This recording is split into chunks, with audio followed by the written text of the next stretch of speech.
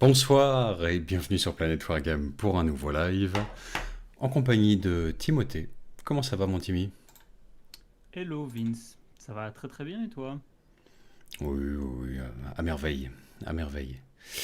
Timothée, oui, mais pas que, puisqu'on sera également en compagnie de Guilhem et Krister. Comment allez-vous messieurs?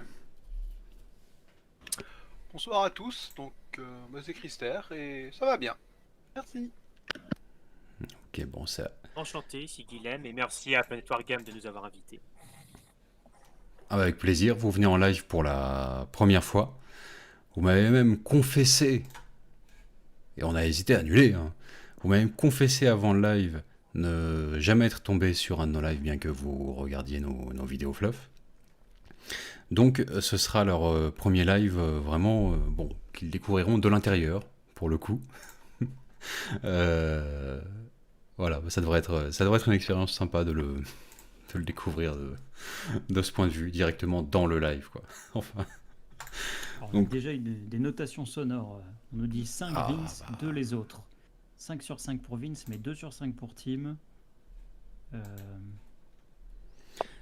ouais, Et c'est ben, on va principalement régler ça. ça, hein. Au plus vite, c'est bien, c'est bien. Un peu bas, les intervenants. Qui mérite un bon point Planet Wargame là? Renan, Kevin, Galdros. ouais, c'est ça. Bon, tous ceux Kevin qui... Guilhem, je suis pas sûr parce qu'il dit un peu bas les intervenants. Je sais pas s'il est déjà en train de juger la qualité ou s'il reste sur le niveau sonore. Donc on va Ouais. on va lui laisser le bénéfice du doute. Bon, dans le doute, je vais monter le volume de tout ce petit monde-là. Là. Voilà. Là, normalement, ouais, ça devrait aller. Essai 1, 2, essai. Est-ce qu'on parle... Est-ce qu'on est au bon niveau pour vous? Est-ce qu'on est monté à 3 sur 5? Compte Là, sur c'est Timmy bon, pour j'entends élever très un bien, peu le pas de niveau. problème. Voilà. Sorent nous dit les autres 2 sur 5. Soren nous dit maintenant mieux. Il arrive 3 sur peut-être 5. avec son petit décalage. Son petit décalage. Ah, mieux. Oh, Ah, 3 4 sur sur 5. 5. Mec. Oh, dis donc. Le Ouais, volume général est assez faible 4, en 9, général 9. aussi. Ah, ça, on peut le monter, mais là, je pense qu'on frise la saturation, a priori. Donc, ça dépend peut-être de toi aussi. Peut-être. Hein. On a du 5 sur 5 maintenant. qui Là, apparaît. là... Est-ce que c'est ouais, juste parce que vous en avez marre de... Si on va plus, on est dans le rouge. Hein. On est dans le rouge. Hein. Non, mais c'est pas ça. Mais c'est au fil des lives, en fait, puisque personne n'est capable de noter le son sur 5 a priori, et tout le monde a sa propre échelle, tu vois, de notation. Tu vois, genre... Mais tu sais, 3, les gens en ont 5, marre, 3 hein. pour Quand- Vince, 5 pour Timothée. Tu vois, ça ne marche pas comme ça, mais du coup... tu sais, on pose la question, mais en réalité, les gens, au bout de 2 minutes, sont en mode ah, ça me saoule, vas-y, c'est bon. 5 sur 5, les gars. Continuez. Je m'en fous si j'entends pas la Ah moitié non, des gens. non, De toute façon, non, je ils suis adorent là faire pour ça. peindre. Ils adorent faire ça, mais simplement, ils sont de plus en plus exigeants, tu vois, dans le... Ça devient un jury de patinage artistique, tu vois. Et c'est tout. C'est tout. Là où on avait du 5 sur 5 permanent avant, maintenant, c'est... Tu vois, certains ont pris vraiment à cœur leur rôle de bad guy du jury, à t-shirt noir, tu vois, celui qui fait les réflexions les plus sarcastiques. L'autre est plutôt le bon gars du groupe. Enfin, ils sont attribués, je pense, automatiquement des rôles à travers cette notation.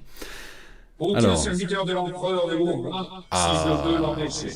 Bah, merci Arieb déjà pour commencer Ouais. avec son don traditionnel. Enfin, on ne l'arrête plus. On n'arrête plus cet homme en fait. Tous les lives Il est depuis cool en plus celui-là. 2 mois. Et voilà. Dont à chaque fois il nous rince bien Arieb. On peut dire merci à Arieb et à ses gardes parce qu'a priori le fait que tous les lives tombent pendant ses gardes le rend plus généreux. La frustration, l'énervement de pouvoir le regarder qu'en pointillé à travers ses gardes Ou l'amour du travail. lui fait lâcher son argent a priori, donc on peut vraiment chaudement le remercier parce que ouais, sur tous les lives passés, soutien précieux. Merci beaucoup à toi Arieb. Bon, et bon courage pour la garde. Enfin. Voilà, La on va garde être parti. tient. Maintenant qu'on a un son impeccable, parfait pour démarrer le live dans de bonnes conditions, c'est le moment d'ajouter un peu de musique pour complètement foutre en l'air tout ça. Alors c'est parti. Voilà. Ouais. On va être prudent. Juste à peine un soupçon, un fond sonore. Hein. Voilà. Pas dérégler ce qu'on a mis déjà si longtemps à régler. Bon, bah c'est parfait. Alors, bienvenue à vous tous. Qui en a dans le chat là déjà d'entrée de jeu? Mike Panda Cannibal, Little Conan, Pot de yaourt biscotte, tu vois. Alors autant il y a des habitués, autant il y a des gens qu'on voit pour la première fois. Je pense que je m'en souviendrai, hein, pot de yaourt biscotte, si j'avais déjà vu ce pseudo dans le chat.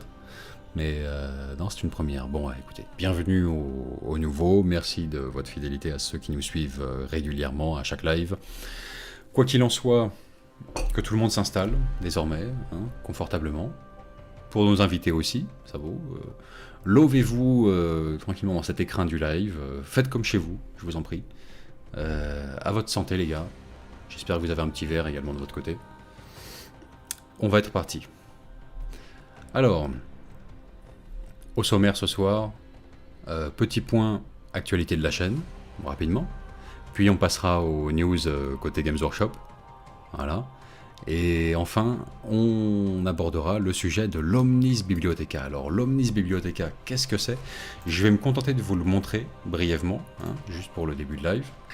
Voilà, pour faire un petit rappel à ceux qui en auraient besoin et éventuellement une découverte pour ceux parmi notre audience qui ne connaîtraient pas encore cette merveille. L'Omnis Bibliotheca, c'est ça, tout simplement. Et vous voyez ceci là, mesdames et messieurs, c'est la plus grosse base de données en français de fluff sur Warhammer 40 000. Et c'est pas le tout, il y a également un pendant pour le fluff du monde qui fut, comme on dit, voilà, pour Warhammer Battle. Voilà. Donc avec ça, bon, on est refait. On parlera Il y a bien de tout Rada ça. qui nous dit qu'il a un verre de Techno 20.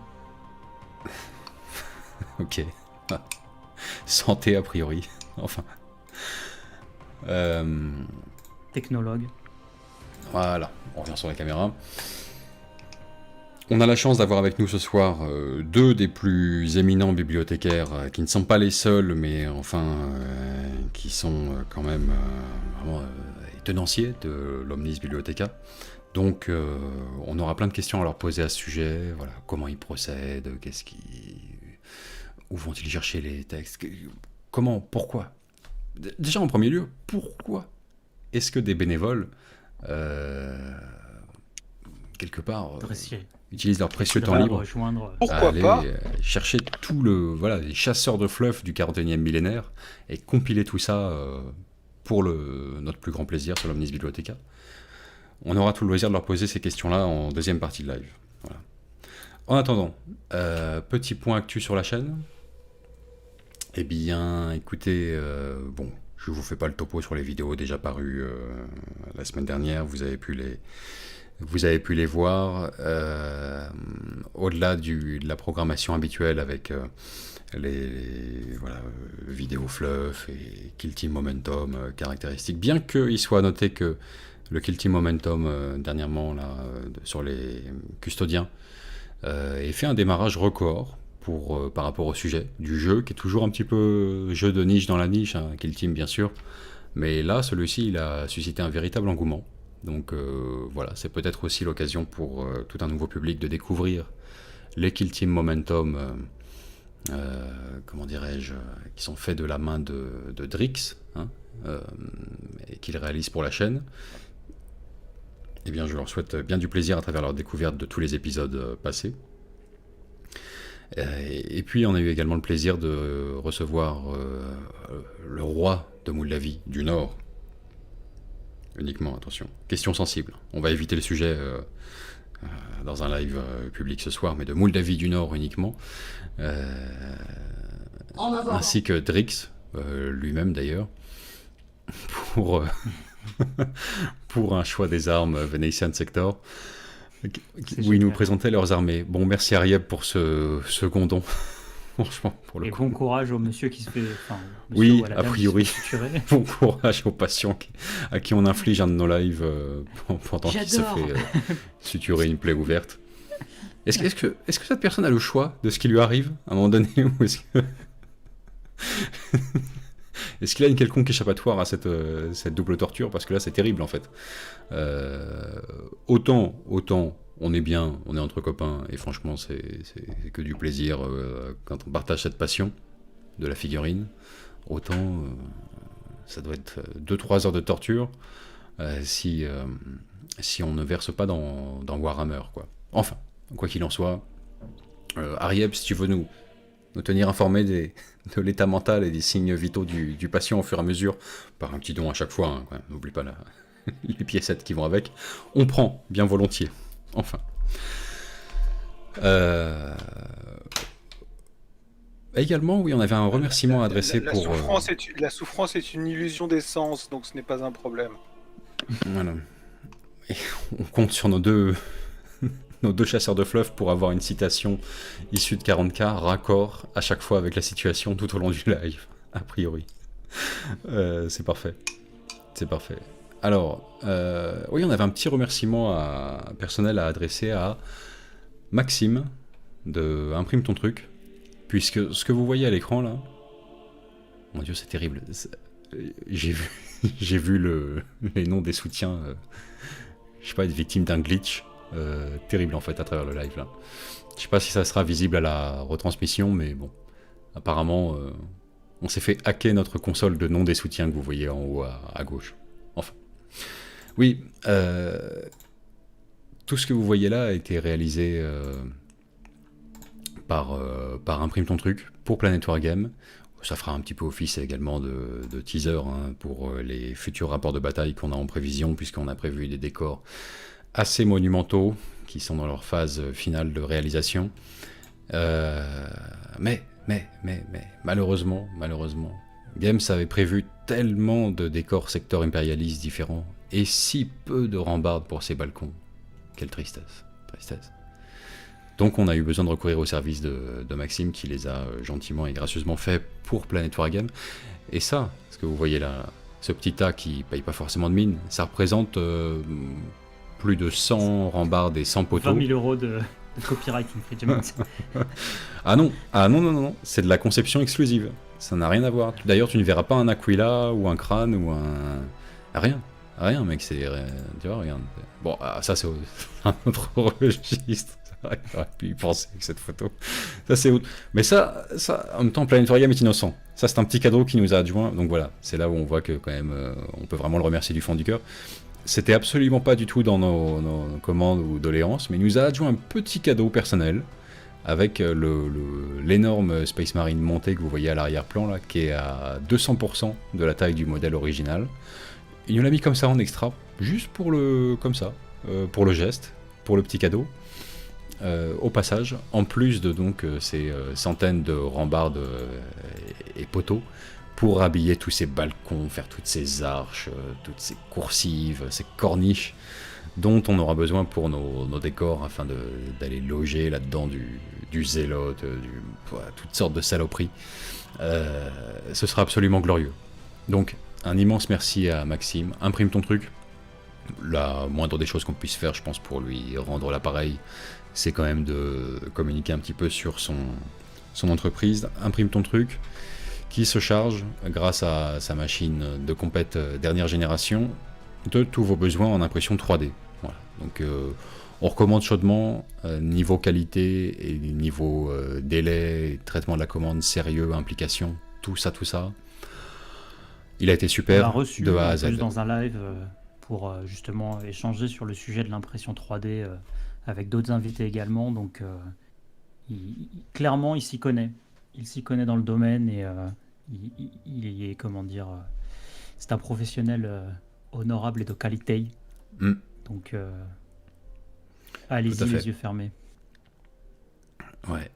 Rada nous dit que les balcons seront renommés temporairement Balconrad Kurz, en l'honneur du primarque Maxime. Ok. A priori. Mais donc ce petit truc dont on... Alors, oui, imprime ton truc. Si Timmy veut bien nous balancer le lien vers imprime ton truc dans le chat, ce sera fort urbain à lui, parce que je pense que c'est le moins qu'on puisse faire pour Maxime. Hashtag Katajan. Franchement. Jacques Lurben. D'ailleurs, le lien est dans la description du live, hein, Timmy, si tu le cherches, donc tu peux le balancer dans le chat d'autant plus facilement. Mais voilà, il a été top à travers les ratés, parce que le STL, bon, on l'a fait faire. Voilà, il y avait au début des petits ratés sur l'impression, l'échelle, etc. Enfin, tout ça. Et ben, il était impeccable, Maxime, d'un bout à l'autre, pour nous fournir au final Voilà. Moult Personne ne rambardes se et mettra sur balconnets. notre route. Merci Maxime pour ton don. Voilà, il n'y en a que pour les Maximes ce soir. Voilà. Nous fournira moult rambardes et balconnets pour nos futurs rapports de bataille. Et sans ça, ça n'aurait pas du tout eu la même allure. Voilà, toutes les longues coursives et passerelles qu'on compte inclure entre les bâtiments n'auraient pas eu la même gueule. Quant à ça, ma foi, ce cadeau, si de prime abord, ça m'a laissé un peu pantois, mais ouais, mi-figue, mi-raisin, genre, bon, je comprends, mais le modèle pour une figurine me paraîtrait immonde. Finalement, en tant que statue, ça va être juste glorieux, quoi. Je vois très bien sur laquelle des futures tables pour notre série de rapports de bataille on va l'inclure. Et le gros là, peint en marbre, peut-être qu'on lui ajoutera une cape aussi pour... voilà. A priori, c'est jamais trop. Mais peint en marbre ou en vert de gris, j'hésite encore. En tant que statue, ça va être glorieux en fait. Autant version jouable, genre c'est un vrai Primaris sur un cheval. Non, pour moi, enfin, voilà, je suis pas très client. Mais en tant que statue, vision glorifiée, avec la liberté, on va dire, créative de l'artiste qui a sculpté la statue, ça me paraît glorieux en fait en tant que décor. Le Napoléon Space Marine sur son cheval. Exactement. Non mais ça va être juste... ça va être génial quoi. Ça va être génial. Voilà. Bon allez. Donc merci beaucoup et bisous à Maxime. Sur ce petit tour de chat avant d'attaquer le héros du Wargame, le JT de l'actu Games Workshop, sur lequel on reviendra et que l'on commentera abondamment entre nous. Timmy, si tu vois un commentaire pertinent dans le chat, c'est le moment de le relever.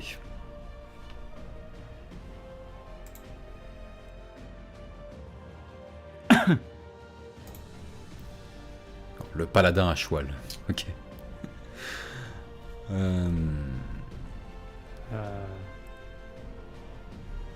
C'est light, hein. Ah oui, c'est le niveau de sélection est si haut, ou le niveau des commentaires est si bas, qu'on en arrive là, quoi. Et là, C'est pour ça que le C'est le silence désert. était malheureusement long, hein, parce que... Tu cherches, tu creuses toujours, mais... Je Oh, sais pas pourquoi il demande absolument... Enfin, il pose 45 questions par rapport à Trazyn. Je ne sais pas pourquoi, je ne sais pas quel est le oui, troll dedans, je ne sais pas quel est le truc lié forcément au Discord, je ne sais pas. Il t'échappe. Ça doit être lié à un Discord et pas le nôtre. C'est rapport à l'Omnis Bibliothéca, je pense. Voilà. Ouais, en fait, Trazyn est le... En fait, on est trois gros contributeurs sur l'Omnis Bibliothéca. Donc, il y a moi, Guilhem, et Trazyn qui est arrivé de façon tout à fait officielle il y a 5-6 mois, il me semble. Et on n'a pas pu inviter ce soir puisque déjà un chat avec 4 personnes, c'est déjà beaucoup. Donc si on en avait ajouté une 5e, ça serait rapidement devenu un peu brouillon, on va dire. Donc il l'a un peu mal pris. Donc il y a un drama là, c'est ça. Il y a une scission et tout. Ah bah, On va régler ça entre nous. Punition, salle de torture. je les suspecte de nous faire Je les suspecte de nous faire un RP au Russe Hérésie en interne, tu vois, juste pour le panache pendant ce live, tu vois. Je sais qu'on a au moins un aficionado de jeux de rôle ce soir parmi les deux invités. C'est peut-être ça, peut-être un RP full au Russe Hérésie GN, on va voir, on verra, on aura le dénouement d'ici la fin du live. Enfin. Bien. Sur ce, puisque le degré d'exigence de Timmy est trop haut, ou que le niveau du chat est trop bas, à chaque fois que j'ai pris Timmy en défaut sur « Oh, t'abuses, mec !» C'est vrai que j'ai pas trouvé mieux. J'étais là, ah oui, en même temps... 20 secondes de silence de... Ah ouais. Bon, ah ça c'est drôle, mais c'est affligeant. Ah oui, ça c'est très drôle, hein, mais c'est très affligeant. Il n'y a pas moyen que je lise ce commentaire à voix haute. Je propose que on l'enchaîne sur le héros du Wargame. Non, je vais leur mettre une petite dose de trucs constructifs en attendant, en leur rappelant que... Ce live manque de Chagat. En leur rappelant que le concours de décor Venetian Sector est toujours en cours, qu'il se terminera le 20 avril, hein, la date d'échéance est toujours la même, 20 avril, la date butoir pour nous envoyer par mail vos réalisations en termes de décor, dans le cadre de la campagne Venetian Sector.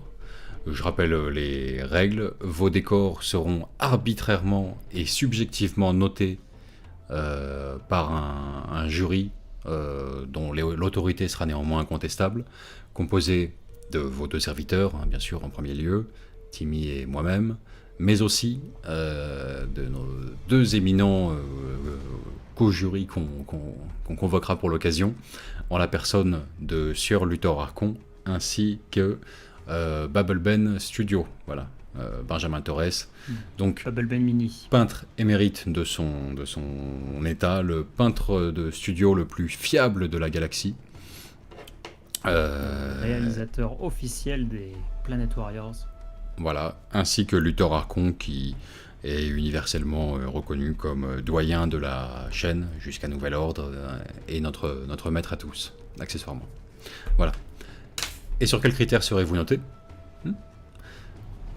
4 jurys, tous, chacun et aucun à la fois, a un barème de 5 points, avec le droit erratique de monter jusqu'à 6 points quand il en a vraiment envie, et de déterminer votre score sur un des 6 quand il a vraiment la flemme. Mais 4 éléments composent la note globale au final sur 20. En premier lieu, comment dirais-je, le fait que votre décor soit adapté au thème de la campagne Venetian Sector, c'est-à-dire que vous l'ayez conçu et réalisé intelligemment par rapport au fleuve de la campagne, et donc dans le mail, on s'attend à ce que vous nous disiez sur quelle planète est-ce que ces décors prennent place. Voilà. Donc vous avez pléthore de monde à explorer sur venetiansector.com, le site de notre campagne, avec la carte du secteur et plein de planètes, monde ruche, monde cardinal, monde agrimonde, monde minier, monde inhabité, que sais-je, volcanique, toutes sortes de mondes, des mondes gazeux, des mondes inutiles, des mondes pas de décor, enfin bon bref. Voilà, tout un secteur à explorer et à habiller de vos décors. Ça, ce sera noté sur 5 par mois. Voilà. Si votre truc est complètement à côté de la plaque, ce sera le 0 pointé. Attention. Si c'est un truc générique, décor naturel qui passe bien, mais pas plus, spécialement de corrélation avec le secteur vénétien, on sera sur du 2,5 à 3 sur 5. Et si vous me faites le bonheur d'aller vraiment épouser le thème du secteur vénétien avec votre décor, 5 sur 5 assuré. Ensuite, il y aura l'esthétique, bien sûr, la peinture, l'apparence de votre décor, hein, le truc le plus consensuel, on va dire, comme barème de notation. Ça, ce sera Benjamin Torres qui s'en occupera. Il y aura l'aspect artisanal, original et fait maison, qui sera noté par Luthor Archon.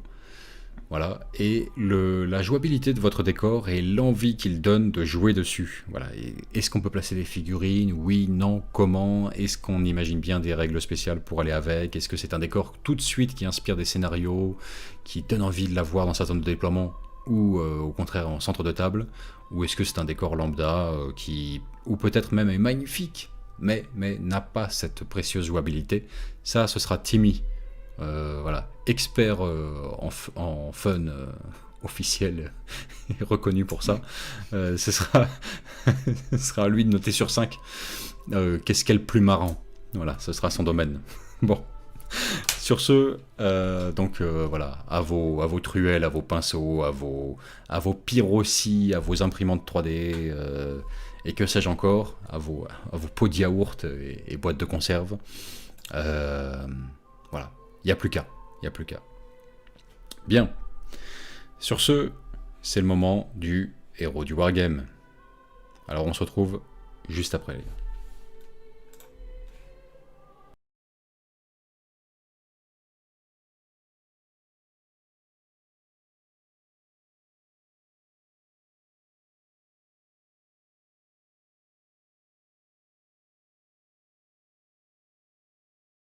transition un peu longue du coup, quoi. Si, je l'avais ouvert.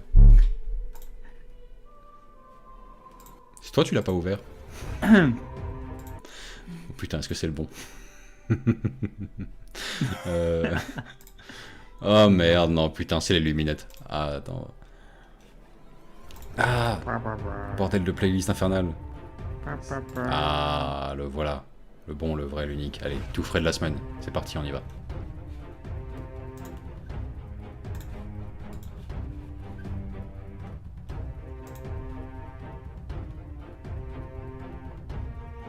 Tu vas nous le montrer à un moment donné ou Silence! on le fait qu'en audio? Bonjour à tous et bienvenue dans le héros du Wargame, le JT de la chaîne 40 000 Wargamers, en partenariat avec Planète Wargame. Cette semaine, au sommaire de votre JT du Wargame, un tout petit retour sur Warhammer Community et ses annonces, une plongée dans un Space Hulk grâce au dingue de jeu, AOS cela joue Conquest, et un focus sur une impression 3D bien de chez nous. Bon les amis, on ne va pas se mentir, depuis 2 semaines, c'est le néant. Warhammer Community en est réduit à faire des annonces sur ce qui va être annoncé par Warhammer Community.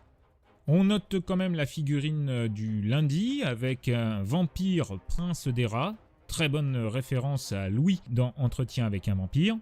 Celui-ci se nomme Kritza, un ancien noble d'Ulfenkarn, la cité maudite, qui a l'aptitude de se transformer en nuée de rongeurs pour échapper à ses ennemis. Un petit peu comme un Dracula qui se transforme en chauve-souris. Intéressant concept pour Warhammer Quest qui annonce donc des extensions et des personnages à vocation transversale dans l'univers de Age of Sigmar. Warhammer Community exploite le filon Warhammer Quest avec la présentation plus en détail des zombies de la boîte de base. On nous explique que la vie des morts-vivants est un enfer. En même temps, le concept de l'escargot avec un zombie qui porte sa tombe sur son dos, c'est un peu la double peine. J'avoue que j'aime bien les figues, mais le concept m'échappe un peu. Pour finir avec ce qui devrait être la sortie du mois de mars, ou tout au moins de fin mars, on nous présente quelques dalles du jeu. Alors c'est pas mal, mais on est un peu déçu quand même, ça a pas l'air d'un niveau graphique renversant. Pour Warhammer 40 000, on nous annonce aussi la sortie de l'extension de campagne du secteur Charadon, Acte 1, le livre de la rouille. Je dois bien avouer que depuis que 40 000 Wargamers s'est mis en mode Crusade, nous regardons ces sorties avec un œil plus intéressé. Car franchement, si c'est comme la campagne d'Argovon dans les White Dwarfs, ça peut valoir le coup. À voir de plus près. A voir aussi ce qui nous est annoncé pour la boîte Pities and Pain avec les Drukhari et les Sœurs de Bataille qui sont sur le point d'arriver sur nos étals. On nous présente ici ce qu'on savait déjà, des figurines exclusives et une boîte qui, espérons-le, sera très intéressante en termes de prix. On continue votre héros du Wargame avec la sortie imminente chez votre marchand de journaux de The Mortal Realms, un Conquest pour Age of Sigmar aux éditions Hachette. Comme pour Conquest, l'offre est très intéressante sur le plan du portefeuille. On retrouve ici les Nighthunt et les Stormcast, avec une série de décors issus de Warcry, ainsi que des peintures et des accessoires divers. Au-delà de tout cela, ce qui est intéressant, c'est la démarche et le coup de projecteur que cela va apporter à votre hobby préféré. Avec la démocratisation du billet d'entrée et la publicité que cela va engendrer sur les médias classiques, c'est un booster pour agrandir notre communauté de joueurs. Donc, messieurs les vétérans et autres spéculateurs de tout poil, soyez sympas, ne dévalisez pas les stocks de vos revendeurs, surtout pour les premiers numéros, et laissez-en pour les potentiels nouveaux joueurs. Il est à noter aussi que chez nos voisins d'outre-Manche est annoncé Imperium, une version Indomitus de Conquest. On nous montre ici des Necrons versus des Space Marines. Évidemment, ça fait envie, pourvu que ça sorte en France. Continuons ce JT avec un petit focus communautaire maintenant, comme on les aime. Nous avons eu le plaisir ce week-end de découvrir le nouveau projet de la chaîne Les Dingues de Jeu. Bon alors, Les Dingues de Jeu, vous connaissez sans doute, et si ce n'est pas le cas, foncez vous abonner à cette chaîne qui partage aussi bien des parties de Necromunda que du Game of Thrones, en passant par Dust 1947. Mais ce week-end, c'est leur projet Space Hulk qui nous a particulièrement hypé. Nous vous invitons à aller voir leurs 2 vidéos sur Space Hulk. où Pierre nous montre sa table entièrement imprimée en 3D et où il nous explique l'historique du jeu et l'accomplissement de la démarche de sa table Space Hulk absolument magnifique. Tous les détails sont dans sa vidéo, c'est passionnant. C'est un véritable plaisir de partager avec eux ce projet hobbyistique fabuleux et de redécouvrir ce jeu qui porte en lui tout l'ADN de Warhammer 40 000. S'ensuit un rapport de bataille sur la mission 1 de Space Hulk où on a le plaisir de se replonger dans cet univers fantastique. En un mot, et pour faire court, que vous soyez un vétéran du hobby ou que vous le découvriez, foncez découvrir ou redécouvrir Space Hulk sur la chaîne des Dingues de Jeu. Pour finir votre héros du Wargame cette semaine, un petit partage sur un site de production d'impression 3D français avec 3D Board Games Accessories qui vous propose des tables de jeu clés en main, prépeintes ou non, des accessoires de jeu bien utiles et pratiques comme des socles, des sous-socles, des marqueurs, et avec en plus, en cette période de sortie imminente de la faction Drukhari, des proxys en impression résine pour des grotesques du plus bel effet. Et en plus, ils sont en promo. On vous met le lien dans la description de cette vidéo. Bref, que peut bien demander de plus le peuple des Wargamers? Voilà, ce numéro du héros du Wargame est maintenant terminé. Merci de l'avoir suivi. Alors, je N'oubliez veux pas de dire... mettre un petit pouce en l'air. Je veux de pas vous dire, abonner. mais pendant la séquence dans le Space Hulk, j'ai entendu un des Gen Stealers qui était en train de se faire un rhum ananas, a priori. J'ai reconnu le son caractéristique. Ça sentait les morceaux d'ananas congelés qui trempaient dans le rhum, cette histoire. J'ai entendu. C'est le son inquiétant. Ça indique un patriarche Gen Stealer au moins, quoi. C'est le boss du groupe. Il a le droit au rhum ananas, lui. Ah, bordel. Voilà. 40K Wargamers TV, on vous rappelle que, bien sûr, c'est une chaîne partenaire et on vous invite bien chaudement à aller vous abonner à cette chaîne également, puisqu'ils produisent toutes sortes de contenus super intéressants et ça va un petit peu dans différentes directions, des codex review, le fameux héros du Wargame que vous voyez dans nos lives désormais habituellement, ainsi que des rapports de bataille narratifs, au demeurant, ou plein de vidéos spécialisées dans le mode croisade dernièrement pour 40K. Voilà. Donc à suivre de près. À suivre de près. D'ailleurs, on va vous mettre un lien dans le chat vers la chaîne des copains. Voilà. Ce sera de bonne aloi. De bonne aloi. Bazinga me dit la chagate n'est donc vraiment rien. Je suis frustré. C'est vrai que j'ai coupé sur la chagate n'est rien. c'est terrible. C'est terrible. Faut recommencer. Les gens regardaient que pour ça, quoi. Ah, faut recommencer. On sera jamais ce qui nous manque pour que la chagate ne soit pas rien. Mais voilà, les plus assidus, eux, savent quel est l'ingrédient indispensable manquant à cette recette. Voilà, semaine après semaine, ils le savent. Mais bon, voilà. Alors, question habituelle. On va commencer, allez, toujours pour continuer dans l'impolitesse qui nous caractérise, on va commencer par Timmy. Mais c'est plus simple, c'est plus difficile finalement de passer en premier. Laquelle de ces nouveautés de chez Games retient le plus ton attention et sur laquelle est-ce que tu as envie de revenir, que ce soit pour l'encenser ou la critiquer? On t'écoute. Alors c'est triste parce que j'ai envie de revenir sur une news qui n'avait pas été abordée cette semaine. Stylé. Enfin dans cet épisode, et qui est les figurines des Underhive Informant pour Necromunda. Parce qu'il y a 3 figurines qui ont été révélées pour comment dire, c'est quoi, c'est pas la caste de l'eau, mais la guilde de l'eau, pardon. Et les 3 figurines sont vraiment cool.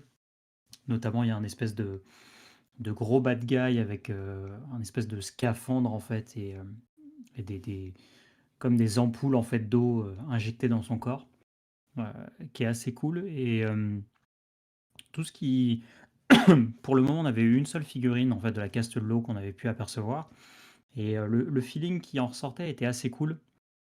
Et j'aime bien la petite vibe qu'ils sont en train de donner justement à toutes ces figurines là de cette guilde de l'eau.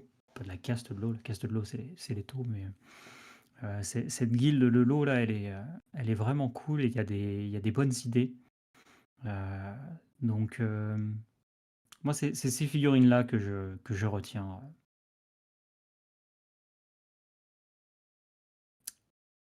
Voilà. Ok, très bien, très bien, très bien. Bon, t'as bien fait de les porter à notre connaissance. Moi, elle m'aurait échappé personnellement. Ouais, bon, en même temps, je t'avoue qu'à part le personnage central qui se démarque, le reste me fait pas rêver, quoi. Mais il se démarque bien, quoi. Et lui, c'est vrai que... Ah, il est terrible, il est terrible. Super. Super personnage central. Bah écoute, moi aussi, moi aussi. J'ai envie d'aborder une news qui ne figurait pas dans le héros du Wargame. Et c'est pas faute de travail de la part de l'excellente équipe journalistique derrière ce format, mais plutôt parce qu'il a été révélé après que le héros du Wargame ait été réalisé. Et je parle bien sûr de Be'lakor, quoi. Voilà. Ça me permet De ton nom de de belle accord. permet de faire en sorte d'apporter le complément du JT, puisque celui-ci a été révélé juste après. Be'lakor, ouais. Be'lakor de retour dans les royaumes mortels et dans les ténèbres d'un lointain futur.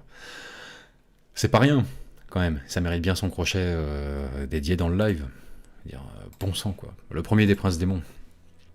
Premier des princes démons. Déjà, la figurine à l'époque, quand elle est sortie la première fois pour la tempête du chaos dans les années 2000, déjà à l'époque, c'était une sacrée claque visuelle. Hein.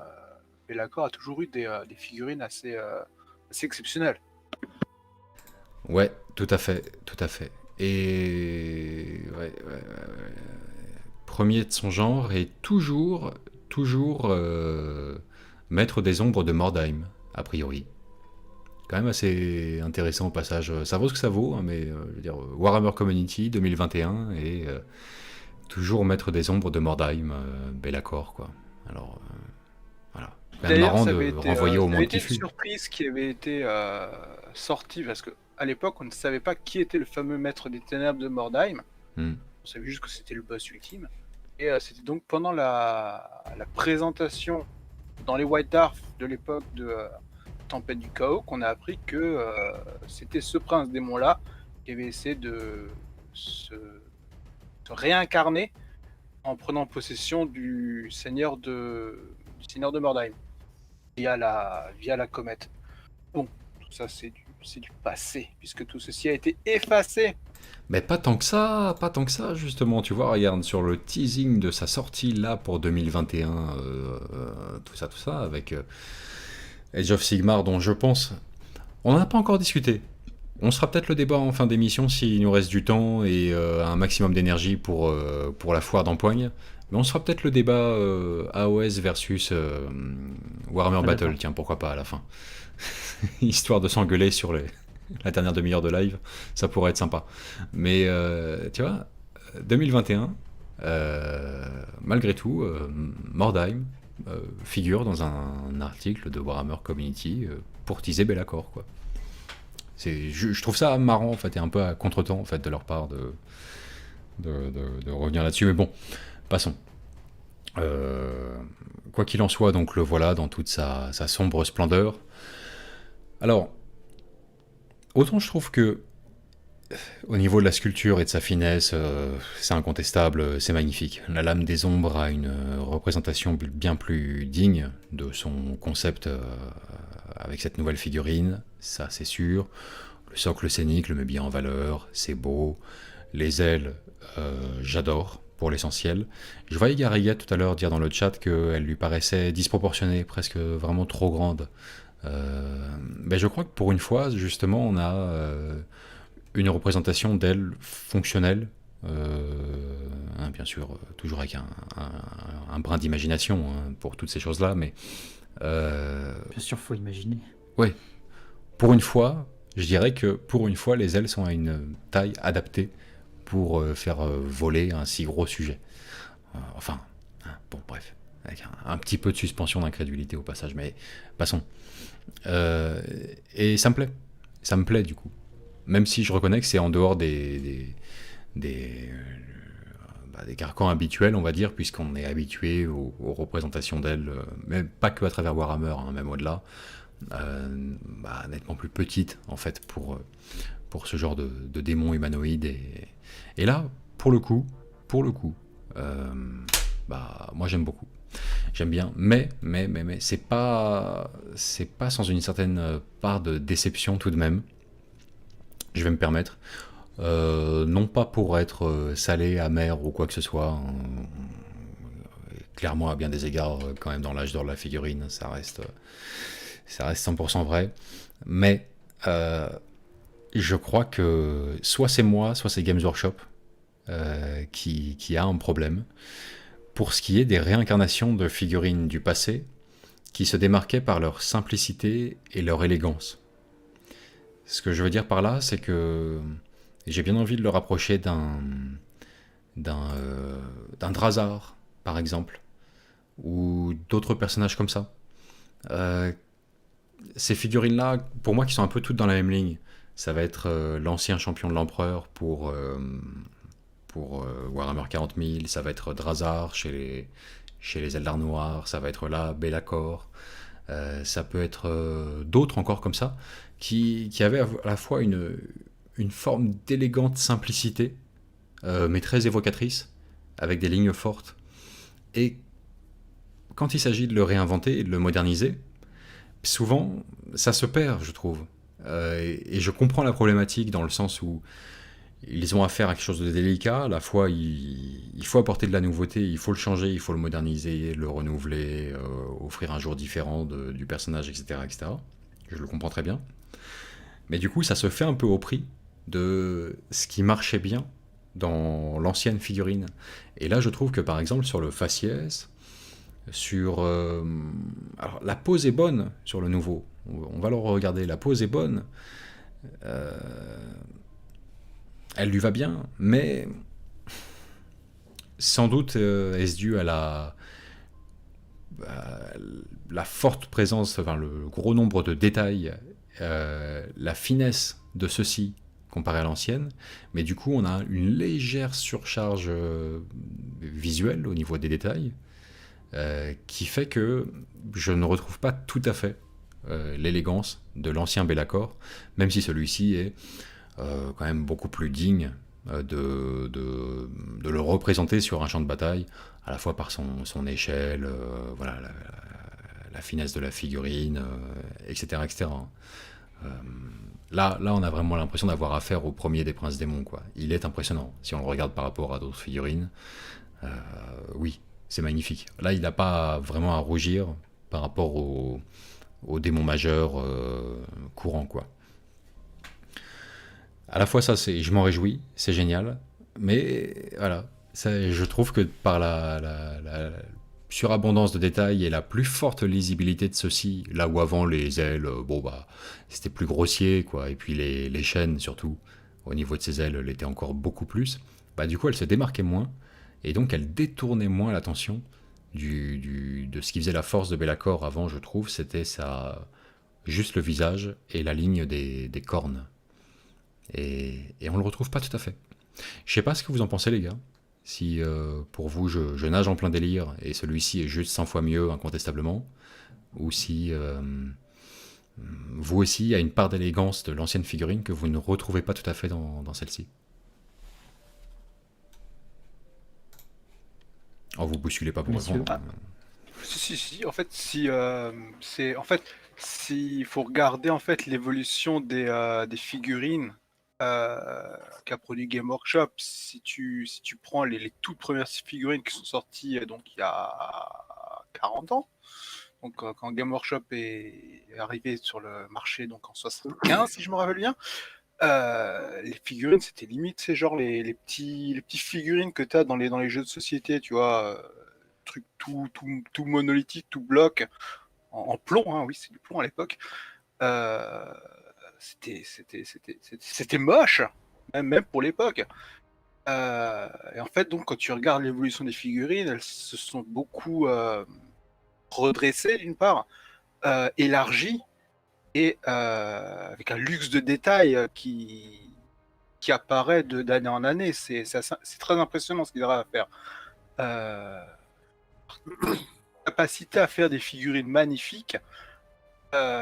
depuis Age of Sigmar, ils se sont envolés, hein. On peut le dire. Moi, je rejoins un petit peu quand même le fait que c'est pas le visage qui est central maintenant, c'est clairement ses ailes.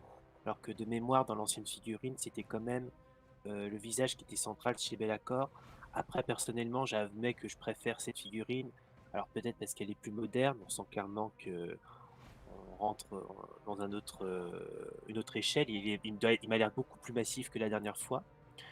Mais je rejoins quand même l'idée je sais pas, il y a peut-être parce que j'ai moi personnellement une nostalgie des anciennes figurines. Mais c'est vrai que pour le coup, je pense qu'ils ont beaucoup trop accentué. Ah, très bien, voilà.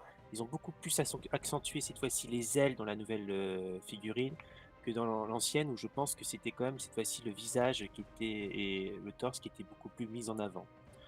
Après, je soupçonne, alors je ne veux pas rentrer dans le débat, je soupçonne beaucoup cette figurine être sortie pour un futur jeu qui va bientôt sortir sur Creative Assembly. C'est mon avis personnel. On verra si j'ai raison ou tort.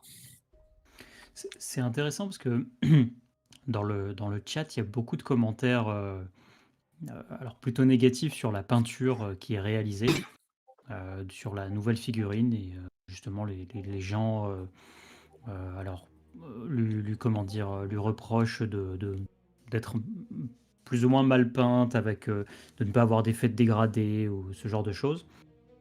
Et Vince, si jamais tu retrouves l'ancienne figurine, alors il y a une photo qui est sur le site de Games qui justement en fait la montre sous un angle différent de celle que tu avais montrée. Ouais, voilà, cette figurine-là, mais en fait elle est un peu plus on voit un peu mieux son torse. Et ce qu'on remarque en fait beaucoup, c'est que le style de peinture de l'ancienne par rapport à la nouvelle était beaucoup plus blanc en fait au niveau du torse et sur le visage. Et en fait, ça fait beaucoup plus ressortir la figurine en elle-même, enfin par rapport à ses ailes. C'est-à-dire que les ailes étaient plus petites, mais en plus de ça, l'expression du visage et le torse ressortent énormément. Et ça, c'est quelque chose qu'on n'a pas sur la nouvelle figurine, parce que son torse est plus clair que le reste, mais qu'il ne va pas jusqu'au blanc, en fait, comme allait celle-là. Et, Dans l'ancienne figurine me fait beaucoup plus penser à ce qui était Bellacore dans le lore de Warhammer Battle. C'est aussi vrai dans 40K, mais là je vais rester pour le coup sur Battle et Battle. C'était qu'il était justement un maître des ombres, il était une créature qui faisait justement des coups bas dans les ombres. Alors que dans la nouvelle version, là on a plus l'impression d'avoir un démon majeur qui va être au front. Et qui se montre au grand jour. Ce qui, dans le lore, n'était pas du tout le cas de Bellacore. Bellacore, à l'origine, c'est vraiment un conspirationniste, quelqu'un qui vraiment fait des complots et qui se relève au dernier moment pour abattre ses cas. Donc, D'ailleurs, il avait une Voilà. règle spéciale qui s'appelait du chuchotement dans le noir, qui infligeait un malus au commandement des unités qui se battaient contre lui. C'était vraiment le maître manipulateur. C'était bon, il n'était pas au niveau de Tsench forcément, mais c'était un maître comploteur en fait. Et Mystère, peut-être par rapport à son fluff peut-être plus propre au royaume mortel, puisqu'il aura un Broken Realms dédié. Donc tout un livre dédié à sa personne pour le réintroduire en quelque sorte dans le monde d'Age of Sigmar et voir un petit peu sous quel angle est-ce qu'il nous le présente cette fois-ci. Ça, c'est sujet à modification, ça peut changer après tout. Moratti n'a rien à voir avec ce qu'elle C'est fort était. probable qu'Age of Sigmar change d'une certaine manière, reprend les anciens personnages de Battle et les reforme pour un nouveau lore. Ouais, et puis surtout le fluff avance. Hein. Donc C'est vrai. le fluff avance et Moratti a joué un rôle dans la réapparition de Slaanesh. Donc c'est vrai que c'est à se demander ce que va faire Bellacore là-dedans. J'ai un trou de mémoire. Dans le flouf, Slaanesh, il est toujours prisonnier ou il est libéré? Non, justement. Il est libre maintenant. Justement, il est libéré. Ah, il est libre. D'accord, il est libéré, délivré, et il ne mentira plus jamais. Ah, tiens. Bien. Bon, sur ce, écoutez, je suis content qu'on ait pu avoir cet échange aussi, notamment avec le chat où je vois des avis dans les deux sens, mais notamment pas mal aussi qui disent que ils partagent cette sensation d'élégance et de simplicité en fait qui pouvaient se dégager d'une figurine comme l'ancien Be'lakor et comme d'autres à vrai dire, et que malheureusement, mais pour des raisons compréhensibles en même temps, on ne retrouve pas dans leur réincarnation.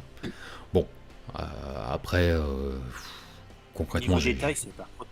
j'ai quand même envie, je pense qu'un jour ou l'autre, il se pourrait que j'en achète un et que je le peigne. Il est quand même somptueux, quoi.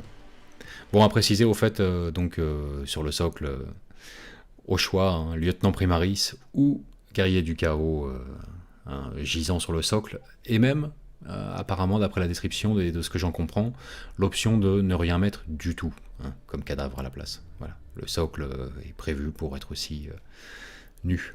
Donc, voilà. Jouable dans les deux univers. Allez, même les trois, si on veut ajouter Warhammer Battle, pourquoi pas. Et voilà, pas mal d'options de ce côté-là. Donc c'est bon. Ils ont bien fait les choses de ce côté. Je regrette on est finalement tombé sur un bel accord. Admirable, admirable. Bah tu vois, voilà un truc qui valait la peine d'être lu dans le chat. Hein, c'est bien ça. Qui c'est, Rada? Bon, il a relevé le niveau. Bah, c'est... enfin bref, terrible. On va passer en deuxième partie de live. Timmy, est-ce que tu veux bien nous lire le don de Maxime Bourré tout à l'heure, que l'on n'a pas encore lu, tandis que je pars à la chasse aux remarques pertinentes. Personne ne se mettra sur notre route. Maxime Bourré nous disait « Bonsoir, je me rappelle que Vincent avait dit en live que jouer à Necromunda, ça revient à acheter une armée de 40k mais en table de jeu. Je n'y ai pas cru au début, mais maintenant que je suis à 500 € de décor et moins 200 € de gang, j'ai mal, mais c'est glorieux. » Bah, qu'est-ce que je te dise? Je lance l'impression des t-shirts Vince a toujours raison, hein, puisque on en est là concrètement. Mais bien sûr. Bah oui, Necromunda, très gourmand en décor, donc tu vas le budget que tu ne claques pas dans une armée en te disant oh, c'est un jeu d'escarmouche, 10 figurines, tu vas le claquer en décor fatalement, ou en effort pour réaliser ces décors en scratch build, puisque c'est un jeu qui appelle vraiment le décor en abondance. Il y en a jamais assez. Et c'est un des attraits du jeu, hein, puisque c'est pour quelqu'un qui aime ça, c'est juste glorieux, quoi. Enfin. Donc voilà. Bon, Vince a toujours raison, sauf concernant les sorties Games, ou alors il n'a que trop raison, et on peut même suspecter Nottingham d'avoir un micro planqué du côté de Planet Wargame, puisque voilà, je rappelle que pour la triste histoire, et même si il veut plus rien entendre à ce sujet, mais il faut en parler pour évacuer Gandilf. J'avais habilement conseillé notre maître convertisseur Gandilf dans ses choix de future conversion, et je lui avais dit, tu sais ce qui serait glorieux, il y a 2 semaines. Hein. Convertir un Be'lakor digne de ce nom, tu vois, qui a la taille et l'ampleur qui représenterait bien quand même son statut, son fluff, etc. Voilà, convertir un magnifique Be'lakor à partir de rien, puisque son ancienne figurine est belle, mais datée et petite, quoi. Voilà. Ce sur quoi il a investi dans un Magnus, un dragon zombie, et divers échanges de bits, bref, de Beast Claw Raider ou d'autres choses comme ça. Donc voilà. Basiquement, il s'est lancé dans une quête de... Ça revient à réunir tous les anneaux, hein, sa quête. Hein, mais, il a enfin tous les éléments, et Be'lakor sort de la part de Games. Donc voilà. Mais... l'honneur est sauf et il aura de quoi se consoler parce que voilà, Timmy lui a habilement répondu que pour compenser, on lui offrira un Be'lakor gracieusement qui pourra convertir en Magnus derrière afin de réparer le préjudice. Et je trouvais ça bien trouvé, franchement, bien joué Timmy. Si Games nous l'envoie, hein, j'ai précisé. Ouais, belle solution, élégante.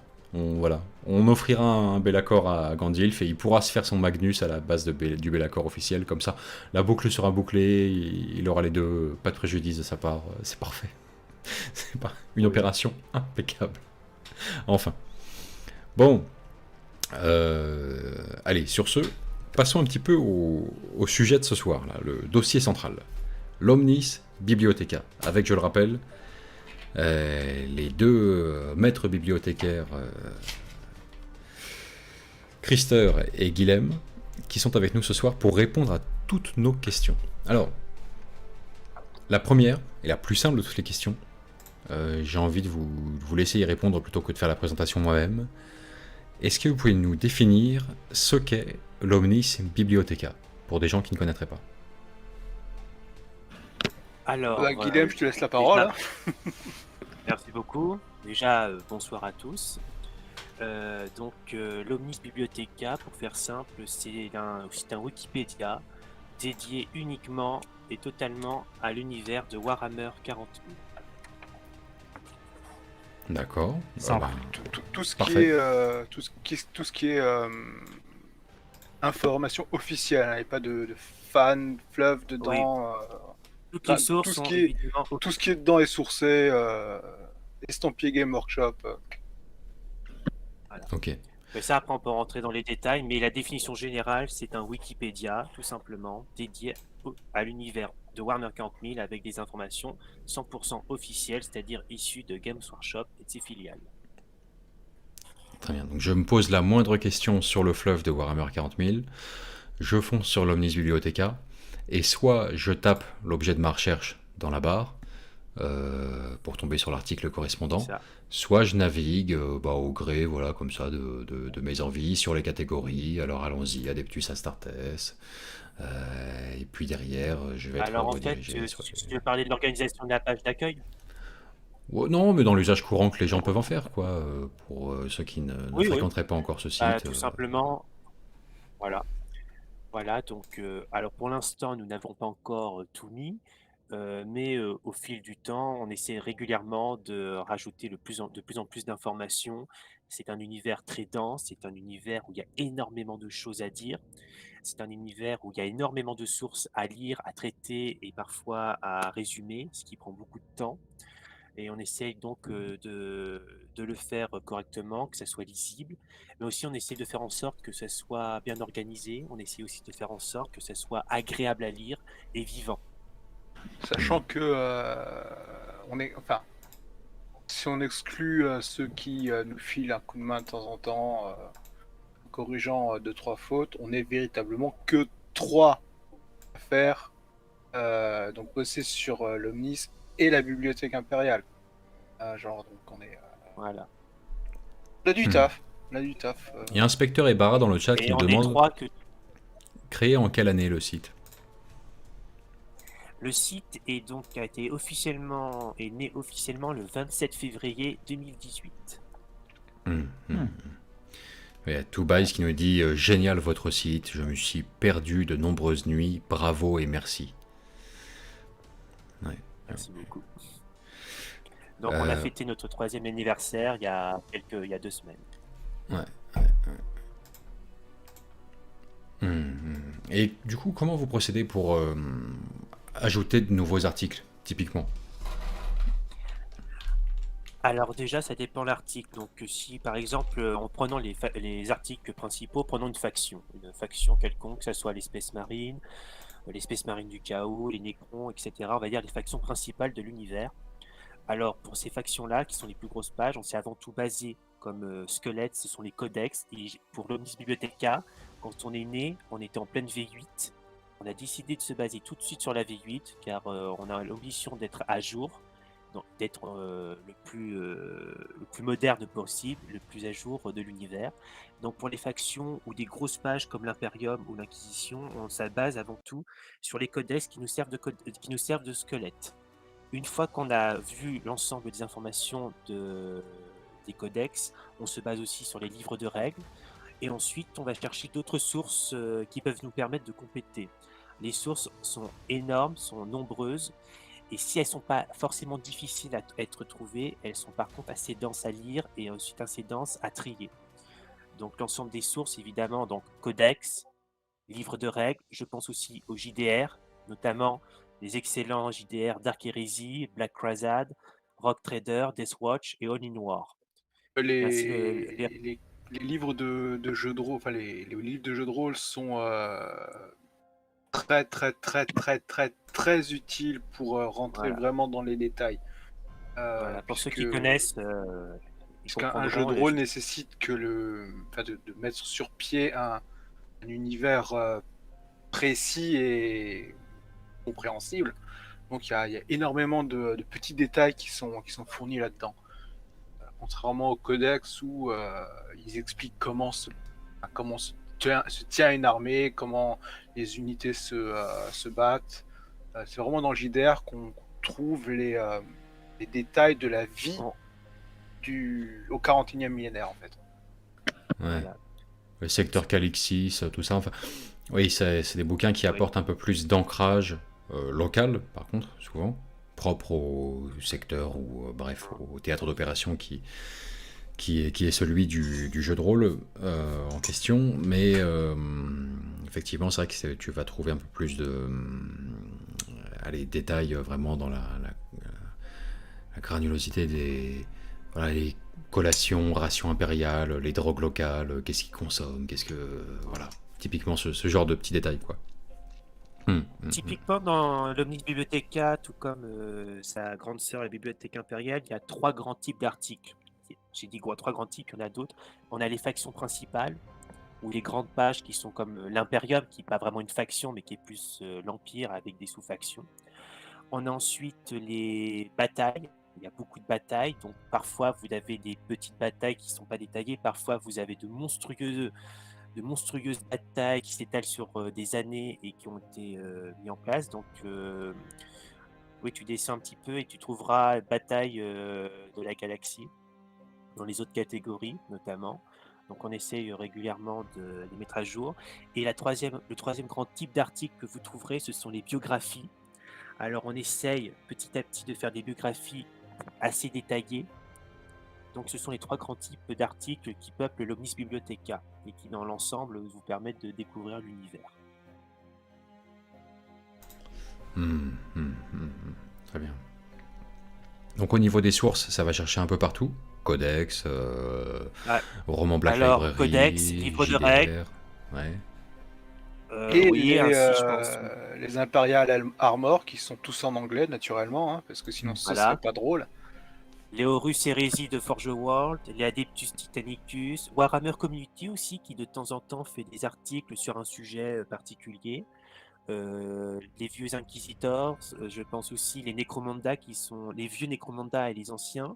D'ailleurs, je salue Trazyn pour son grand travail de traduction sur Necromunda. Et je pense aussi, j'ai dit qu'on se basait sur la V8, mais pas que. On utilise évidemment les sources depuis la V1, V2, V3, V4, V5, V6, V7. Donc, on essaye régulièrement de mettre à jour. Alors évidemment, on arrive parfois à devoir faire des choix parce que Warhammer, ça commence quand même à dater. C'est un univers qui naît officiellement en 88, bien que c'était le premier ouvrage où on voit les prémices de 40K, c'est avec Rock Trader de 1987. Donc c'est un univers qui a plus de 30 ans. Ça a énormément évolué en niveau flouf, donc parfois on a des informations contradictoires ou parfois des informations du flouf qui n'est plus du tout mise à jour ou qui n'a jamais été officiellement annulée, mais dont les sources qui ont suivi ont de facto annulé cette source. Donc on essaye parfois arbitrairement je l'admets parce qu'on doit faire des choix, Christer et moi, ainsi que Trazyn, sur qu'est-ce qui est le plus concret, le plus moderne et qui parlerait le plus pour de nouveaux lecteurs qui voudraient découvrir Warhammer 40 000. Car l'objectif Voilà, un principal de exemple, Bibliotheca, excuse-moi Guillaume, un vas-y. exemple assez clair, c'est par exemple lors de la première refonte des Necrons, parce que les tout premiers Necrons c'était une armée de 3 figurines, hein, littéralement 3 figurines. Donc la première refonte des Necrons qui a eu lieu dans les années 2000, il y avait les Cthans. Puis je prononce Cthans parce que voilà. Les Cthans étaient en fait les seigneurs des Nécrons. C'était eux qui géraient toute l'armée, et, toute la vie des Nécrons, enfin la vie, façon de parler. Et par la suite, en fait, les Game Workshop a décidé de faire en sorte que les Nécrons deviennent l'équivalent des rois des tombes de l'espace. Ce qui fait donc que les seigneurs Nécrons sont devenus l'équivalent des rois des tombes. Et les Ktans sont passés du mode Dieu tout-puissant qui maîtrise l'univers matériel en claquant des doigts à petite chose emprisonnée dans un gros sarcophage.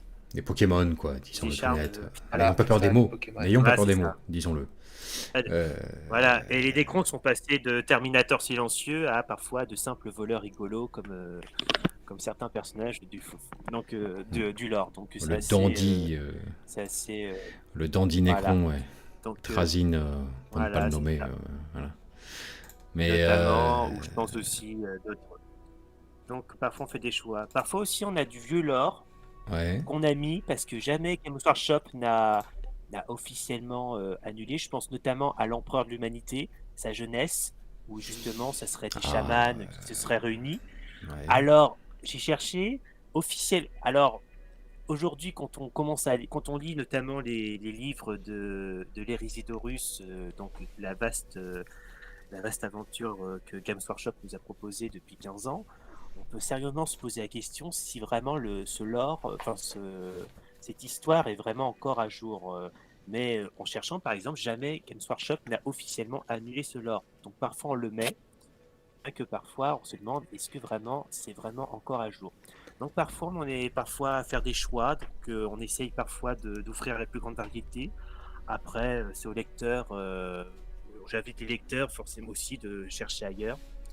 Donc on n'a pas toutes les connaissances au sein de notre site, mais chaque jour on essaye petit à petit de compléter. On corrige régulièrement, on relit nos pages, on essaie d'être toujours le plus à jour possible afin de proposer un article de qualité.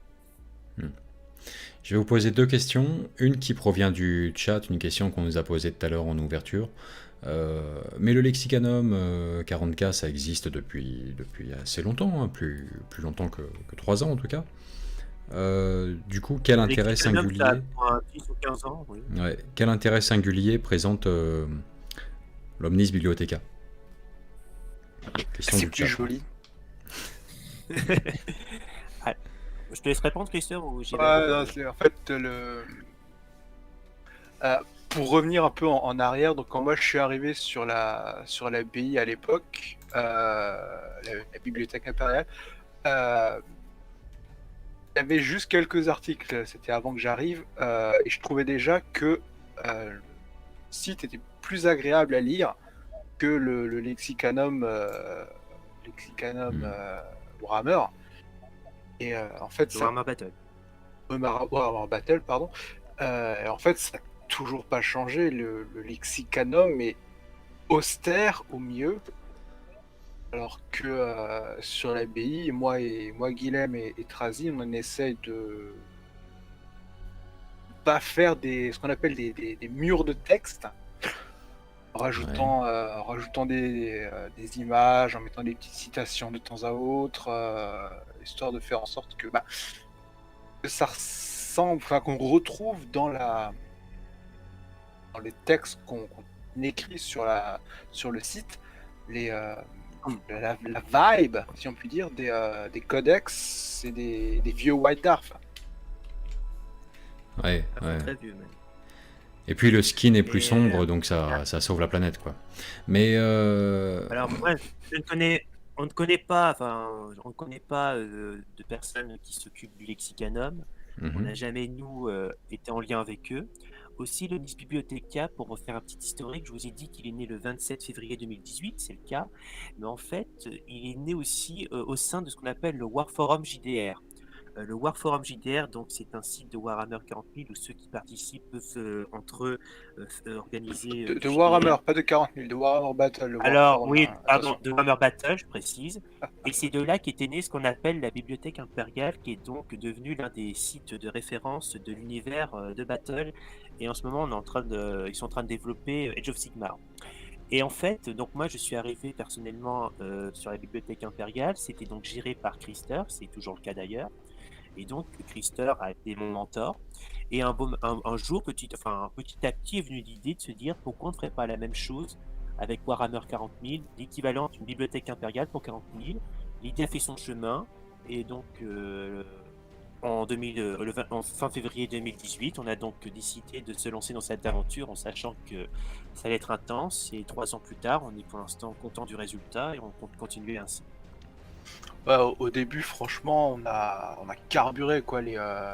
Ouais. Le scanner, il a chauffé au maximum parce que il fallait qu'on remplisse vite, il fallait qu'on remplisse beaucoup, il fallait qu'on fasse ça de qualité. C'était là, ça a bien chauffé pendant plusieurs mois. Hmm. Oui. Hmm. En plus, Ouais, on accorde j'imagine. une énorme importance, très grande importance sur les sources. Moi, si quelqu'un me met un article sur l'Omnis Bibliotheca et si j'ai pas la source de cet article, je n'accepterai pas l'article, même si c'est le plus bel article du monde. On exige vraiment une source vérifiable et officielle de Games Workshop. Hmm. C'est notre principale exigence au sein du site.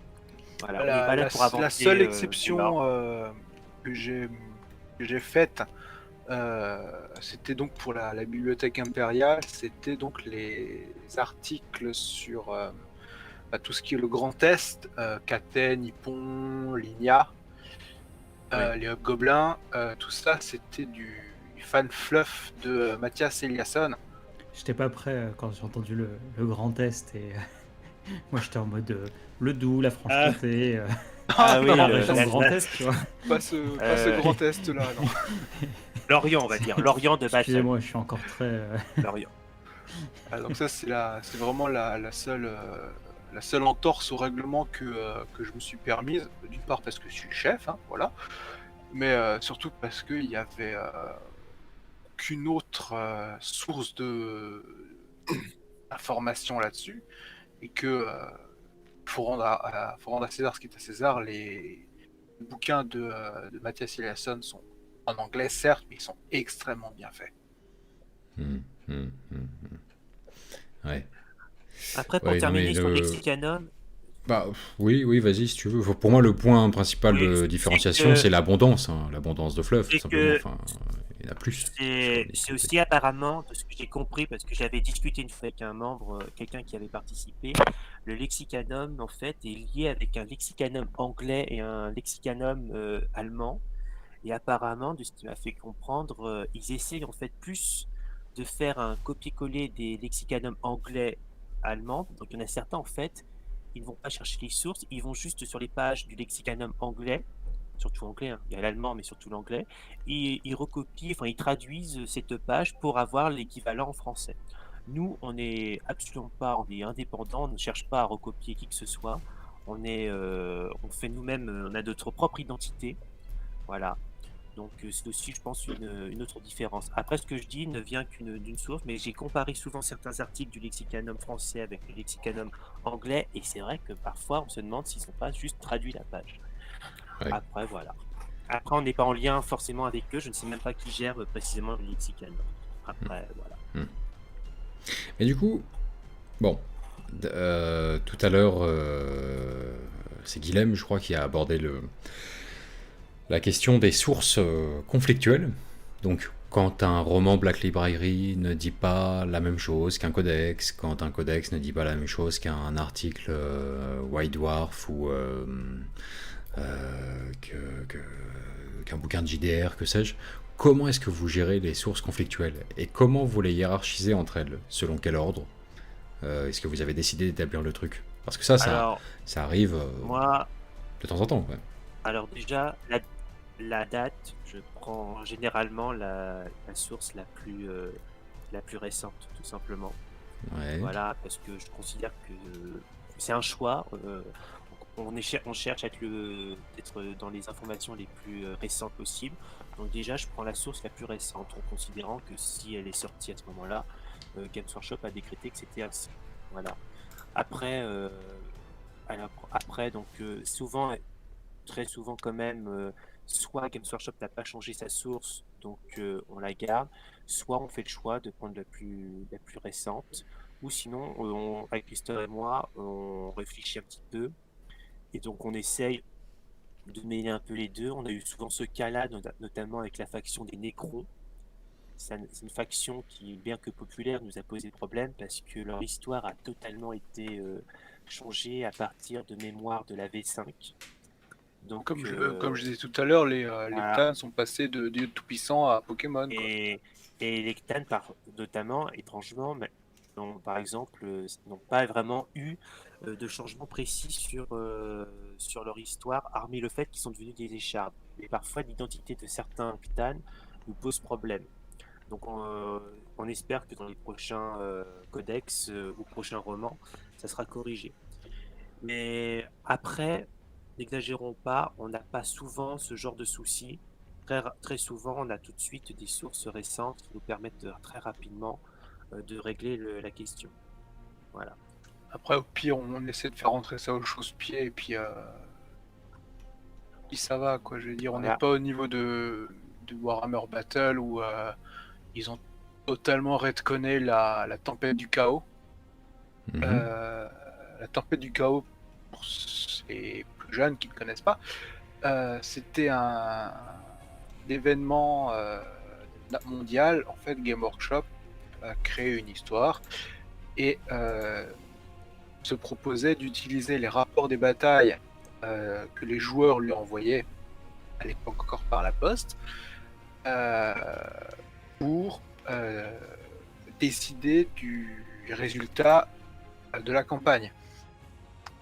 Le problème, c'est que Game Workshop voulait que le Archaon arrive en fait jusqu'à Middenheim pour attaquer la ville, blablabla, éteindre la flamme qui était dedans.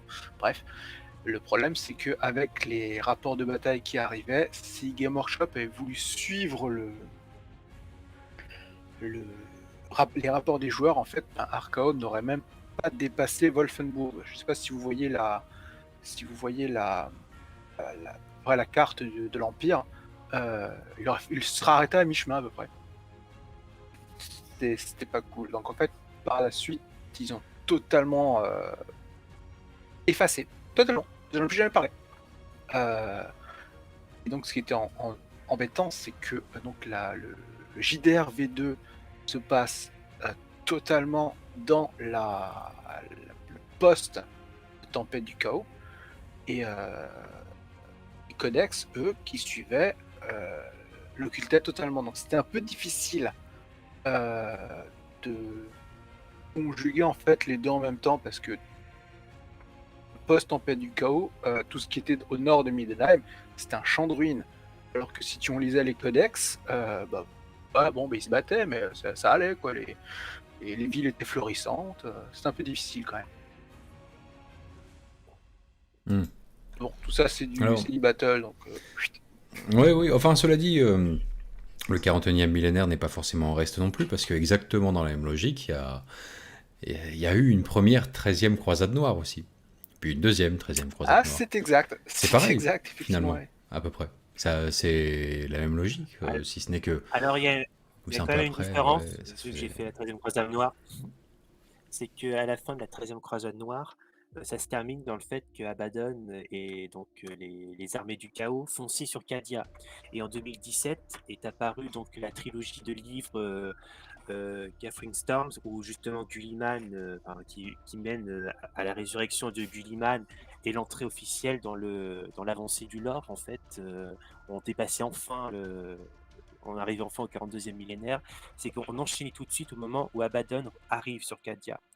Ceux qui l'ont pas lu, rapidement, il y a un résumé qui explique justement toute la campagne de la 13e croisade noire, qui datait de, je sais plus, 2001, 2002. Ces eaux-là, ouais, 2000, peut-être 2003, je sais pas. Les taux étaient déjà 2002, sortis, donc ouais. c'était après 2001. Oui, peut-être, je sais plus. Enfin, c'était au début des années 2000. Donc, contrairement à Battle, le passage entre la 13e croisade, cette campagne de la 13e croisade noire et la suite du lore s'est fait beaucoup plus simplement. Après aussi, notons qu'il n'y avait pas eu une volonté de détruire l'univers de 40K, contrairement à l'univers de Battle, où la tempête du chaos, en fait, a été à peine reprise pour justifier la fin des temps. Ouais. Donc c'est ça la différence. Il y a Games Workshop a beaucoup mieux, à mes yeux, géré la transition entre cette campagne mondiale et la suite de son lore. Donc ça a été beaucoup plus simple pour nous justement sur le Mix Bibliothéca pour faire la suite Ouais. du lore. Mais Eldrad Ultran était mort néanmoins. Il était mort. Et il est vivant. C'est Enfin, vrai qu'ils mort. Cristallisé, je ils crois. ont changé son lore. Ouais. Non, maintenant Il se maintenant, sacrifiait, il je a- crois, sur un vaisseau monde en transférant son âme. Enfin, un truc Eldar compliqué, quoi, forcément, hein, toujours. Ils mettent leur esprit dans des trucs. Si Ouais. j'ai bonne mémoire, en fait, pour revenir dans le fluff post, ou plutôt pré-Cthulhu non Pokémon, les forteresses noires avaient été créées par les anciens, il me semble, pour combattre C'est ça. les Nécro. Cthulhu qui possédaient la maîtrise totale de l'univers matériel. Et donc en fait, c'était le Deceiver qui avait réussi à modifier, mettre en place toute une machination pour faire en sorte que la guerre gothique prenne place et faire en sorte que les forteresses noires passent du côté du chaos afin d'être sûr que les Eldar ne puissent plus, les Aeldari, pardon, ne puissent plus avoir accès à ces forteresses noires qui étaient capables de détruire un Cthulhu. Les Et forteresses noires donc, sont clairement des technologies Necron en réalité. voilà. Et donc en fait, à la fin de la première 13e croisade, Eldrad essayait d'atteindre le cœur d'une forteresse noire, et c'est là qu'il se rendait compte que il y avait Slanesh qui attendait les bras ouverts.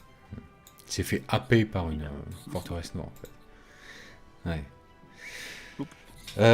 Donc, bon, les sources conflictuelles, il y en a pas tant que ça, mais il y en a, et quand il y en a, donc vous donnez la priorité à par rapport à la date de publication, quoi, le Après, plus très récent souvent- pendant le pas. Très Ouais. souvent, vous verrez très souvent, si on a des doutes, on met toujours une référence. Ouais. Très souvent dans nos articles, on met des références.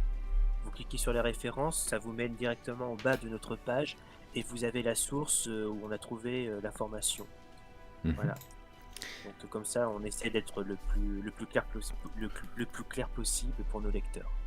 Ok. Ou alors, ok. ce qu'on fait parfois aussi, c'est qu'on marque, il est dit que Oui, tu l'as fait. dans une. Essayer de faire comme si. Mais en fait, vous Oui, c'est voyez arrivé deux que. fois. Alors qu'en fait. Et Krister a écrit 2-3 fois comme quoi en fait il y a un petit problème et qu'on n'a pas trouvé de solution parce que apparemment Games Workshop n'a pas songé à corriger le problème. Après vraiment les problèmes de source très souvent sont très vite réglés par le fait que on prend la source la plus récente et 99% du temps ça règle la question. Ouais, je commence à faire pareil. À ceci près que, à titre personnel, j'octroie toujours la priorité à Games, les publications Games, sur les publications Black Library. C'est personnel, c'est arbitraire, mais c'est comme ça. Et pour moi, ça suit une certaine logique quand même. Mais en tant que joueur du wargame, il faut le reconnaître. Par rapport à aficionado du fluff pur uniquement, ou JDR, ou choses comme ça. J'ai tendance à donner à faire prévaloir le fluff officiel Games quand il y a conflit avec un roman, ou en tout cas une zone un peu d'ombre, ou un truc pas laissé en suspens par Games, et entre guillemets résolu dans un roman. Je pense à Puis bon, après j'opère tous les comment dirais-je, les sélections complètement subjectives, personnelles, du genre j'aime pas ce roman, ça me plaît pas, j'aime pas ce que l'auteur en a fait, Black Library, allez vous faire foutre, c'est du fluff fan, vous n'existez pas. Ça m'arrive occasionnellement. À côté de ça, j'adore un roman, je dis oui, ça c'est glorieux, ce mec a complètement réinventé cette faction, c'est magnifique. Mais bon, je pense que chacun opère un petit peu ça à sa manière. Qu'est-ce que je veux dire ? Je suis un petit peu la logique Wikipédia du fluff 40K.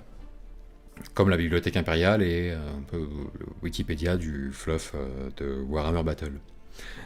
Si je comprends bien, est-ce que tout le monde peut modifier les articles ?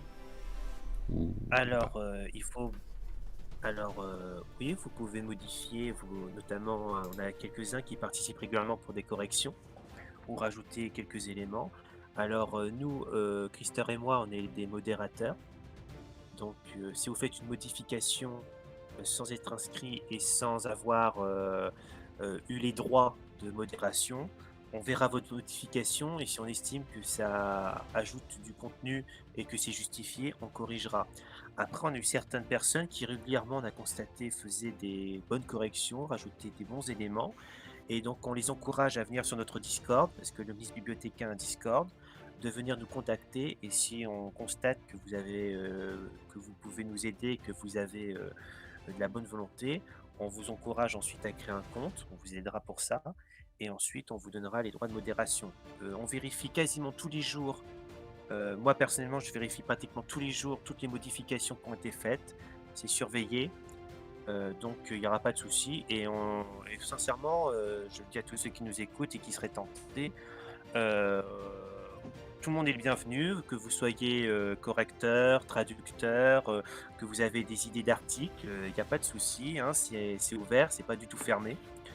C'est pas un autre univers à nous, c'est l'univers de tout le monde et de ses fans, donc il n'y a pas de problème pour ça.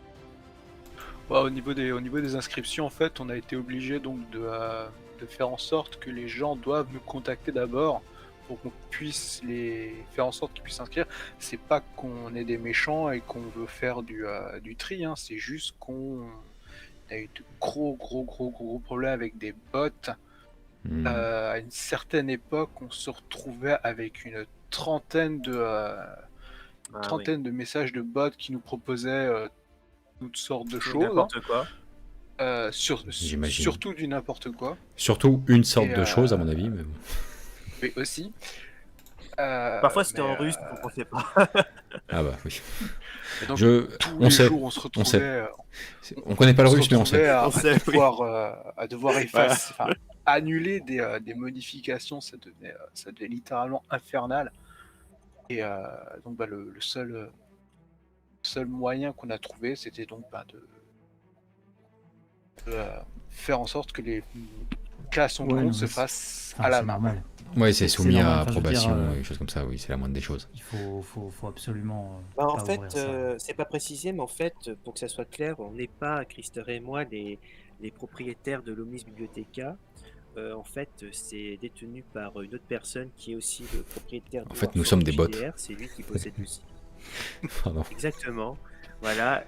Et en fait, nous, on a reçu, parce qu'on le connaissait et qu'il nous a fait confiance depuis toutes ces années, et on est devenu donc ses bibliothécaires généraux. Donc mais par contre, c'est quand même cette personne qui dirige, qui décide de la politique et des protections du site. Vu que c'est sa propriété, c'est normal. C'est Médénor, hein, pour le nommer. Lui d'ailleurs, en passant. On le remercie effectivement parce que c'est grâce à lui. En fait, enfin, on va rentrer dans l'histoire. Médénor était un contributeur du Lexicanum Battle. Et puis, au bout d'un moment, il s'est rendu compte que le Lexicanum Battle était relativement mort. En fait, il a pris ses articles, il les a rapatriés sur son propre site, il a créé ainsi l'ABI. Ouais. C'est lui, parce qu'en fait, le Warforum JDR est un site, donc, comme son nom l'indique, de jeux de rôle par forum, c'est-à-dire qu'en fait, les gens font une petite histoire, le modérateur passe derrière, enfin le modérateur, le MJ passe derrière pour continuer l'histoire, faire les GD, ensuite la personne répond, etc. Et donc en fait, forcément, ce genre de site a besoin d'une bibliothèque pour que les gens puissent trouver les infos quand ils ont une question relative au fluff. C'est comme ça que l'ABI est née. Et c'est sur ça que je suis arrivé, que j'ai tout construit de mes mains. Ouais. Voilà. Ah, génial. Je suis arrivé un beau matin. Et ouais. voilà. Donc soumis à approbation tout de même, histoire que ça reste pour éviter le marasme total. Au Quoi. début. Au début. ouais. Si je au parle bout d'un pour les moment, modifications il y a des de. et qu'on a un contact. Après.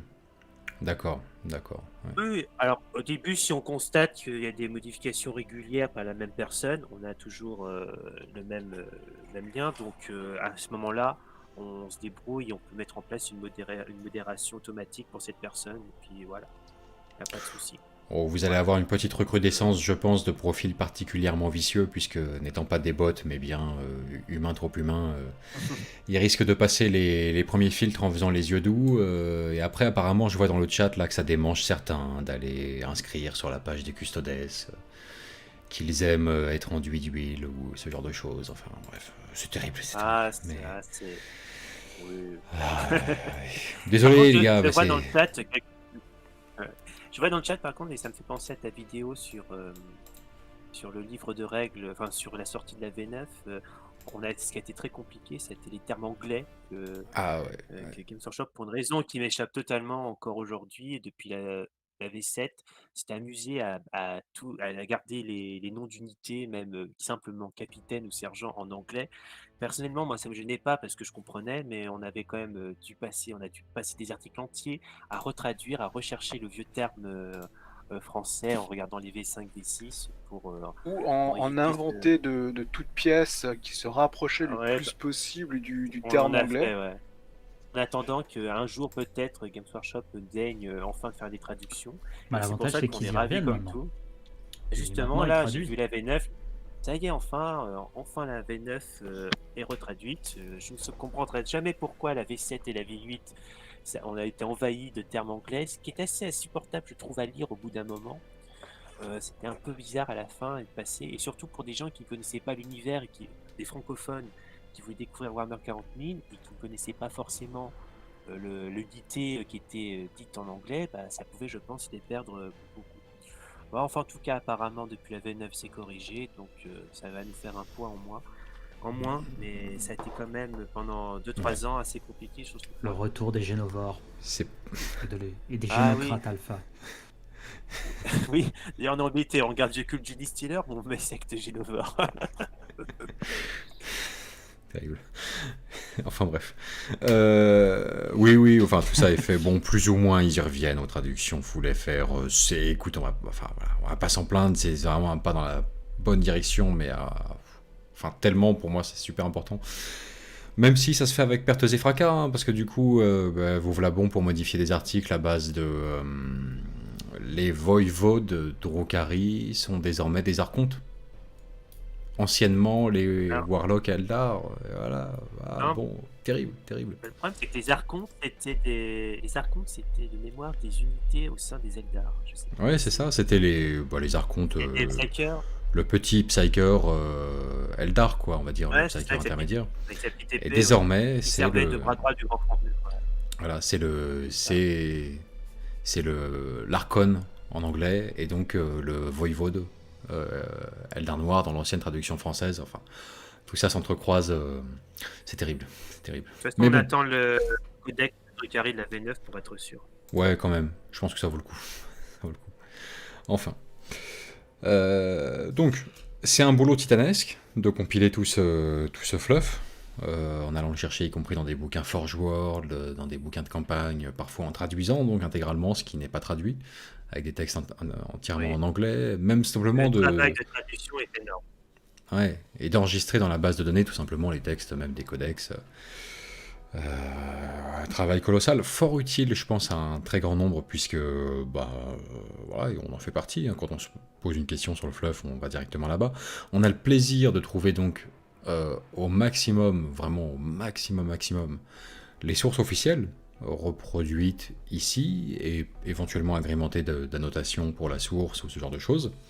Ou lisser un petit peu quand il y a lieu, voilà, vous allez le retravailler pour le lisser un petit peu.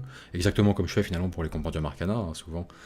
Ça va être, alors ça dépend, des fois ça va être intégralement écrit quand il y a besoin, mais souvent je pars sur l'ossature d'un texte de codex que je vais modifier au besoin, là où ça me paraît pertinent ou ce genre de choses.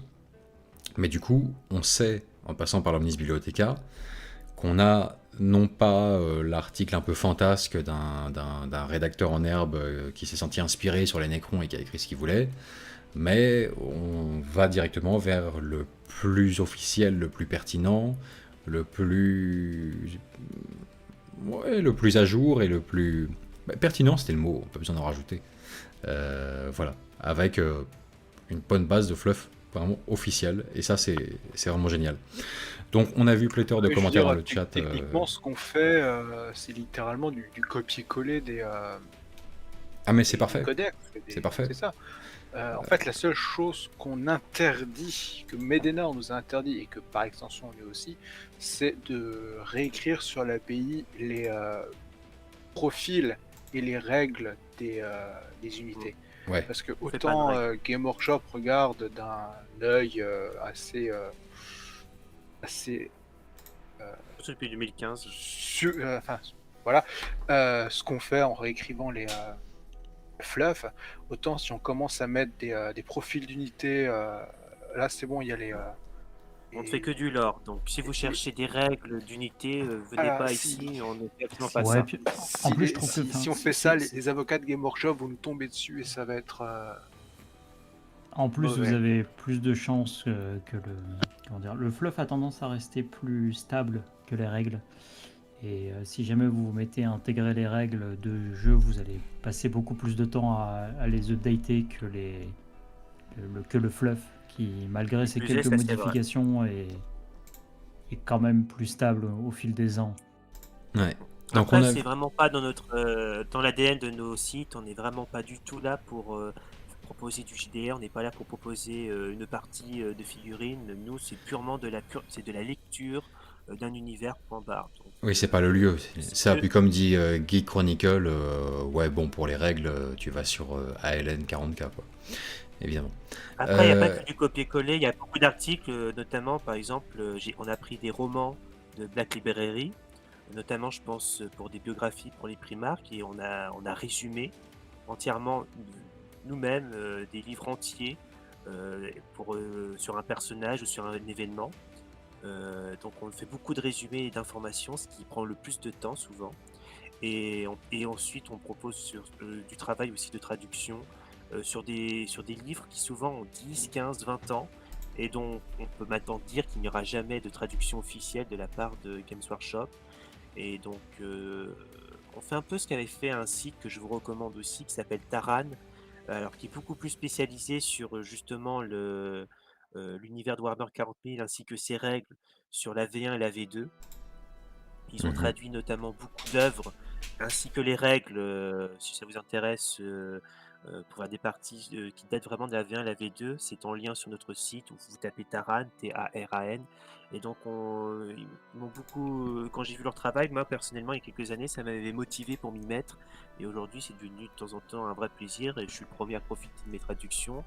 Après, je pensais justement pourquoi le garder pour moi, et c'est comme ça qu'on a décidé de faire profiter de tout l'ensemble de la communauté qui sera intéressée. Ouais. Très bien. Donc, bon, je vous passe les commentaires qu'on a vu passer à base de.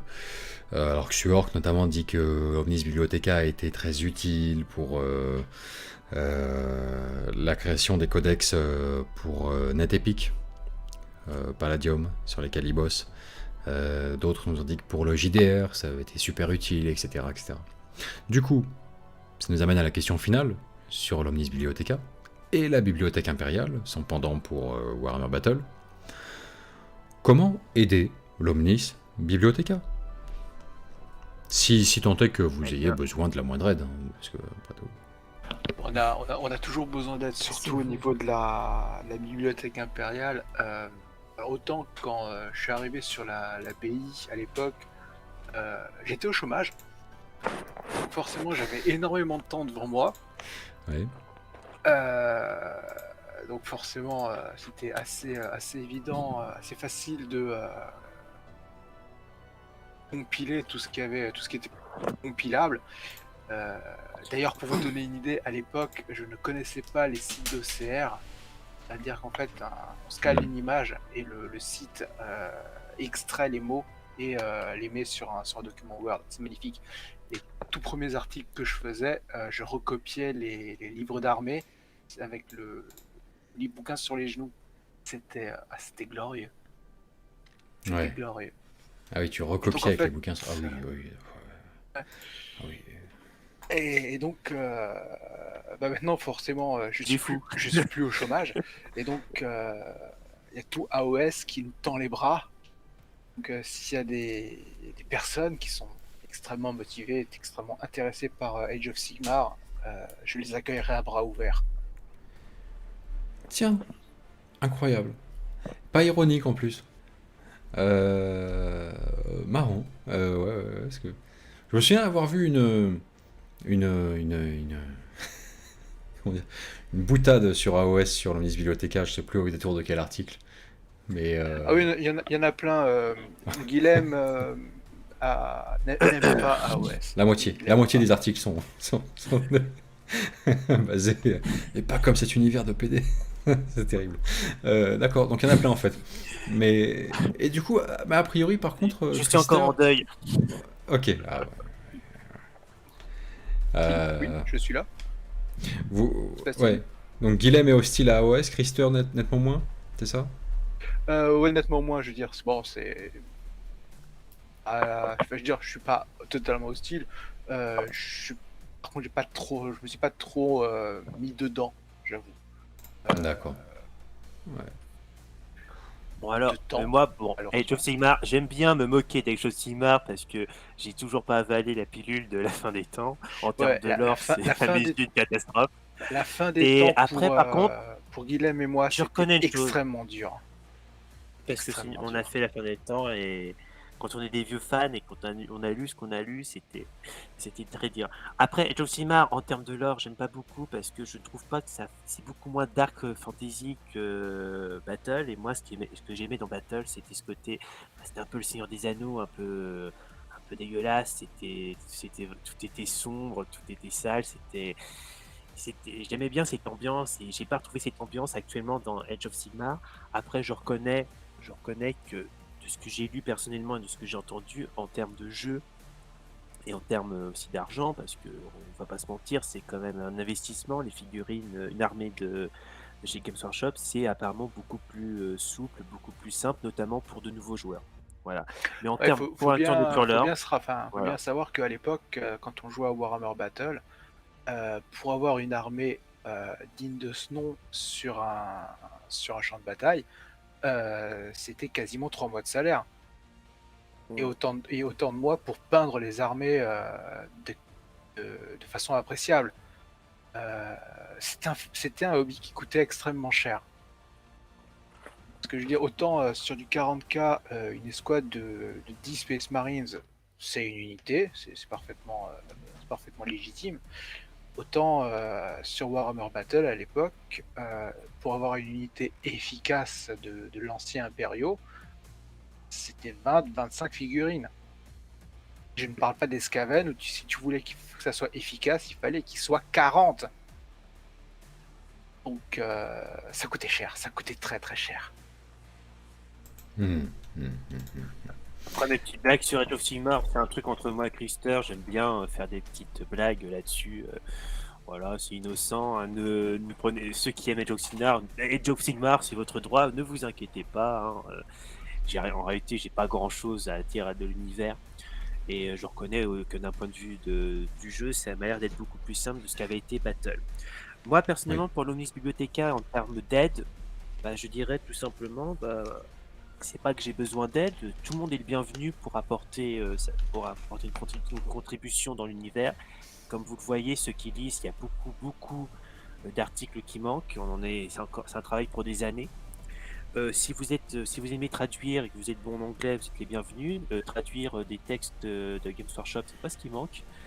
Il reste encore Parce beaucoup. que à la différence de Warhammer Battle, où au niveau du JDR, il y avait un bouquin dans la V2 et tous les bouquins de la V3 étaient restés en anglais. Beaucoup de bouquins traduits à 40 000. On a bien la moitié, si ce n'est les 2/3 des bouquins JDR. JDR et Imperial Armor, forcément, qui n'ont jamais été traduits. Ils ne le seront probablement, très certainement, jamais. Donc, Les Horus Hérésie de Forge World, qui sont toujours en anglais, qui resteront toujours en anglais. Et par exemple, rien que pour vous donner en termes de sources, c'est là où vous avez la description de toutes les armées de l'Hérésidorus, toutes les unités de Légion. Elles n'ont jamais été traduites en français. C'est là où vous avez les histoires des légions qui sont restées en anglais et qu'on doit traduire. C'est aussi là où vous avez des batailles entières de l'univers qui ont été résumées en 60-70 pages pour certaines, je pense à la bataille de Kals, et qui n'ont jamais été traduites et qu'on a traduit. Donc beaucoup de traducteurs, des correcteurs, parce que le souci c'est que quand vous faites vous-même votre article, et même si vous vous relisez, bah, vous n'êtes pas forcément le plus à même à déceler certaines fautes. Donc avoir un œil nouveau sur un article, c'est toujours utile pour une correction. Et puis tout simplement, si vous avez envie de participer, vous avez une idée d'un article, vous avez des sources et que vous voulez faire l'article d'un élément qui ne se trouve pas dans l'Omnis Bibliotheca et que vous considérez que ça serait chouette de le faire partager à tout le monde, vous êtes les bienvenus. Venez nous rejoindre sur notre Discord, on est là tous les jours. Voilà, on mord pas, enfin pas tout de suite. Et vous serez les bienvenus. Et puis on vous donnera des conseils pour apprendre à faire des articles. Il n'y a pas de problème. On a Christer a mis en place des pages d'aide pour apprendre. Ça peut être ardu au début, mais très vite on apprend très vite à apprendre à faire des pages. C'est pas très compliqué. Mais Voilà. on parle d'expérience, hein, puisque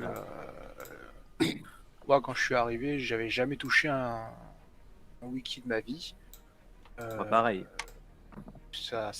On apprend très vite, hein. C'est pas du Python ou du C++, hein. On écrit, on met les choses en gras.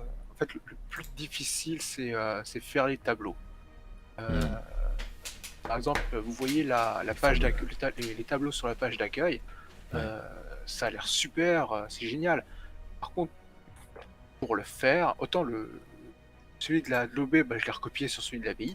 La première fois que j'ai essayé de faire un tableau sur l'ABI pour obtenir le résultat là, c'était pas fun. Ah non, c'était moche. Je veux dire, ça, Bon, on débloque le style, ouais, on débloque comment on appelle ça? Le skill tableau qu'à partir du niveau 4 ou 5, quoi. Pas si c'est comme ça. ça. Bon, C'est ça. très bien. Donc on a compris, voilà, à la recherche notamment de volontaires, bénévoles, rédacteurs pour tout ce qui va être AOS aussi, sur la bibliothèque impériale. Excellent, excellent. Bien, je propose de faire un petit tour par le chat pour voir si des fois l'audience aura des questions à poser à nos deux invités ce soir. Donc c'est le moment du reste pour nos spectateurs de balancer dans le chat. Là, on est ouvert, on a les yeux rivés sur vous et on attend impatiemment les questions que vous auriez à poser à nos invités ou plus largement par rapport à Planet Wargame. En attendant, il y a déjà Akira qui nous demande si le secteur Venexian est sur l'Omnis Bibliotheca. Oh, la question qui fâche, attention.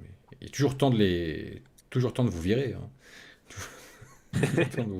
Est-ce que le secteur Venexian, non. qui est le glorieux secteur propre à Planet Wargame hein, pour ses campagnes, figure sur l'Omnis Bibliotheca? J'ai cru entendre un nom, mais je me refuse à le croire. C'est pas possible. Alors, J'ai dit non, mais très bientôt. Très bientôt. Je pourrais répondre à cette question. Malheureusement, mon avocat étant pour le moment en vacances. Très bientôt. Voilà, faut mieux s'abstenir. Très bien. Non, mais n'en faites rien, hein, c'est horrible. Parce que si vous ouvrez la porte à ça, vous ouvrez la porte à tout le fluff perso. Parce que ça reste du fluff perso en dernière analyse. Donc, c'est basiquement le warp. Hein. C'est porte ouverte sur le warp, quoi. Le fluff perso. Vous savez où ça commence, vous savez pas où ça finit, quoi. Derrière, c'est un millier d'autres chapitres. L'alternative Adeptus Astartes. Genre les 1000 chapitres officiels et le millier d'autres chapitres. Les Space Marines différents. Attendre de l'autre côté du fluff perso. Déjà qu'on a fait déjà qu'il nous manque encore 900 chapitres officiels à faire. Ouais. Il y a de quoi faire, en premier lieu. Il y a de quoi faire. Tu vois, Geek Chronicle dit, voilà, alors ça c'est une idée terrible. Vous faites une session autre sur votre site, fanmade, et voilà, pouf. Eh ben non, c'est terrible, parce que instantanément le site perd toute sa substance et devient, il se délite. il se délite tout de suite, croulant sous des pages de Word de quelqu'un qui va avoir rédigé avec plus d'amour que de talent tout le fleuve de son chapitre, quoi. Donc c'est terrible. Après, pourquoi pas, mais après, souvent, j'ai remarqué que ceux qui faisaient du fluff personnel, c'était leur travail personnel, évidemment, et donc ils se créent eux-mêmes leur site. Après, on peut voir, hein, moi, j'ai pas de problème. Après, vous venez nous voir, on peut discuter, il n'y a pas de problème. Dans les faits, on peut créer, théoriquement, il n'y a pas de problème. C'est une création de catégorie, on peut le créer en 3 secondes, hein, en 3 clics, on peut créer une session Honnêtement, de fluff. vous rajoutez pas du travail pour ça, hein. Si déjà, parce que déjà de base, en fait, tenir le fluff officiel, déjà, c'est un travail titanesque. Donc en plus, rajouter les fluffs perso de toute qualité. Parce que c'est ça aussi, hein, Ça va être, Oui, voilà. ça va être la c'est- qualité qui risque de piquer les yeux, c'est ça? c'est ça le truc, en fait, si tu veux, c'est que pour Voilà. un fluff correct, Moi, je dirais juste, tu vas en je dirais avoir que si vous voulez- 150 qui vont être complètement horribles. Et si tu veux, je suis d'accord avec toi. tu vas Je dirais rentrer des juste heures de que- boulot pour ça, quoi. Après, si vous avez moi je vous conseille, si vous avez vraiment un lore personnel à développer, je vous conseillerais plutôt de créer votre propre site. Ce sera beaucoup plus simple. En plus, ce sera vous qui le gérez. Parce que le problème, c'est que si vous allez sur l'Omnis Bibliotheca, vous le laissez à la merci parfois de n'importe qui peut faire tout et n'importe quoi sur votre travail et votre vision personnelle de l'univers. Voilà. Ouais. C'est ce qu'on a fait d'ailleurs pour notre part, à notre propre site, Voilà, c'est très bien. avec du blackjack et c'est tout. Alors, J'ai saisi la référence. question du chat. Avec du blackjack et des bottes, a priori. Bon, question du chat. On y va. Ah, je les ai perdus, ça y est. Notre Primark préféré, en ce qui me concerne, c'était Perturabo, jusqu'à ce que je lise Sabieu et que je me rende compte qu'en fait c'était Sociopathe. c'était juste un pauvre malheureux pauvre malheureux paranoïaque.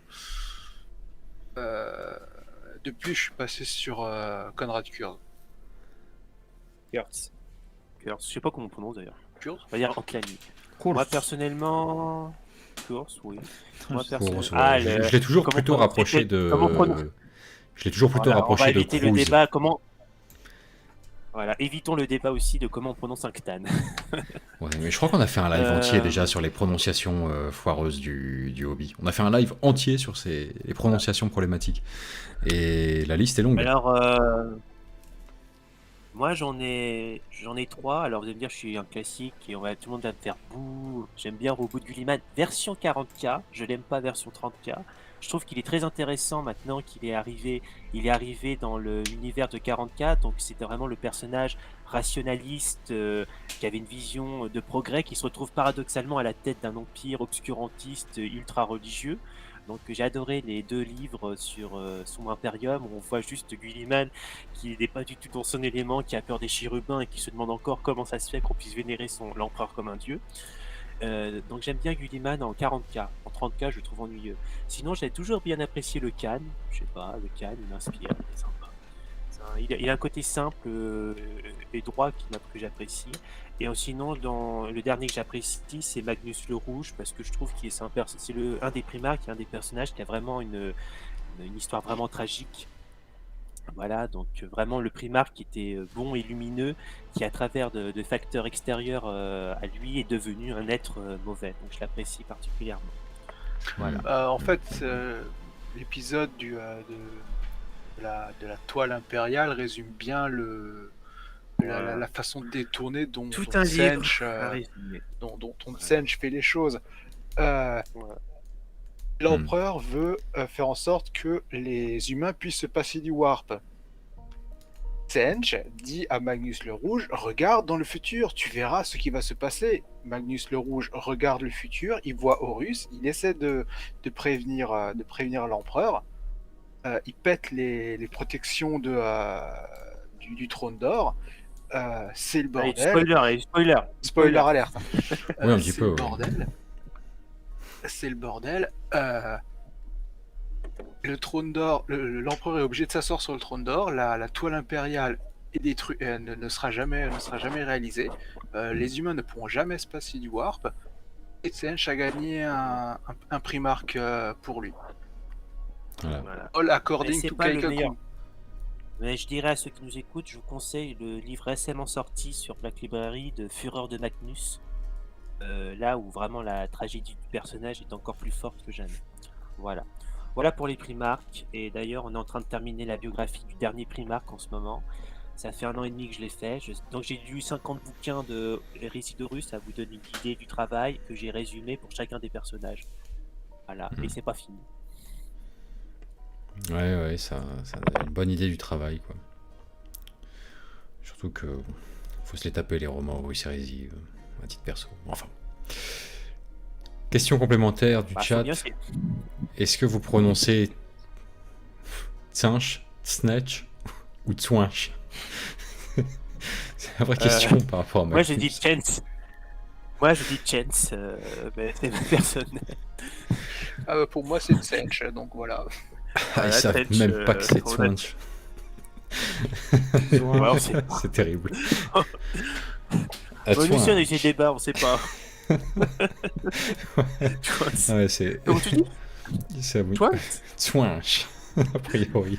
Chance. Oui, Ah bah, c'est- straight from the chat. Hein. Bon. Non, mais-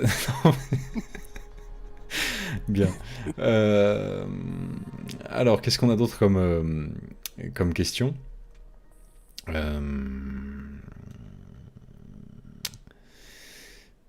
Est-ce que... Ah tiens, Hannibal Lecter dit, est-ce que vous ne craignez pas la disparition progressive du fleuve des codex et son transfert vers les romans de la bibliothèque interdite, enfin de la Black Library du coup, pour la multiplication des sources et des références? Alors, personnellement, je le crains un peu. Après, pour l'instant, j'ai encore confiance. Même si, là, quand j'ai vu le lore dans les V9, comparé à ce qu'on avait dans les V7, V8, j'ai commencé à me dire, oh là là, qu'est-ce qui est en train de se passer?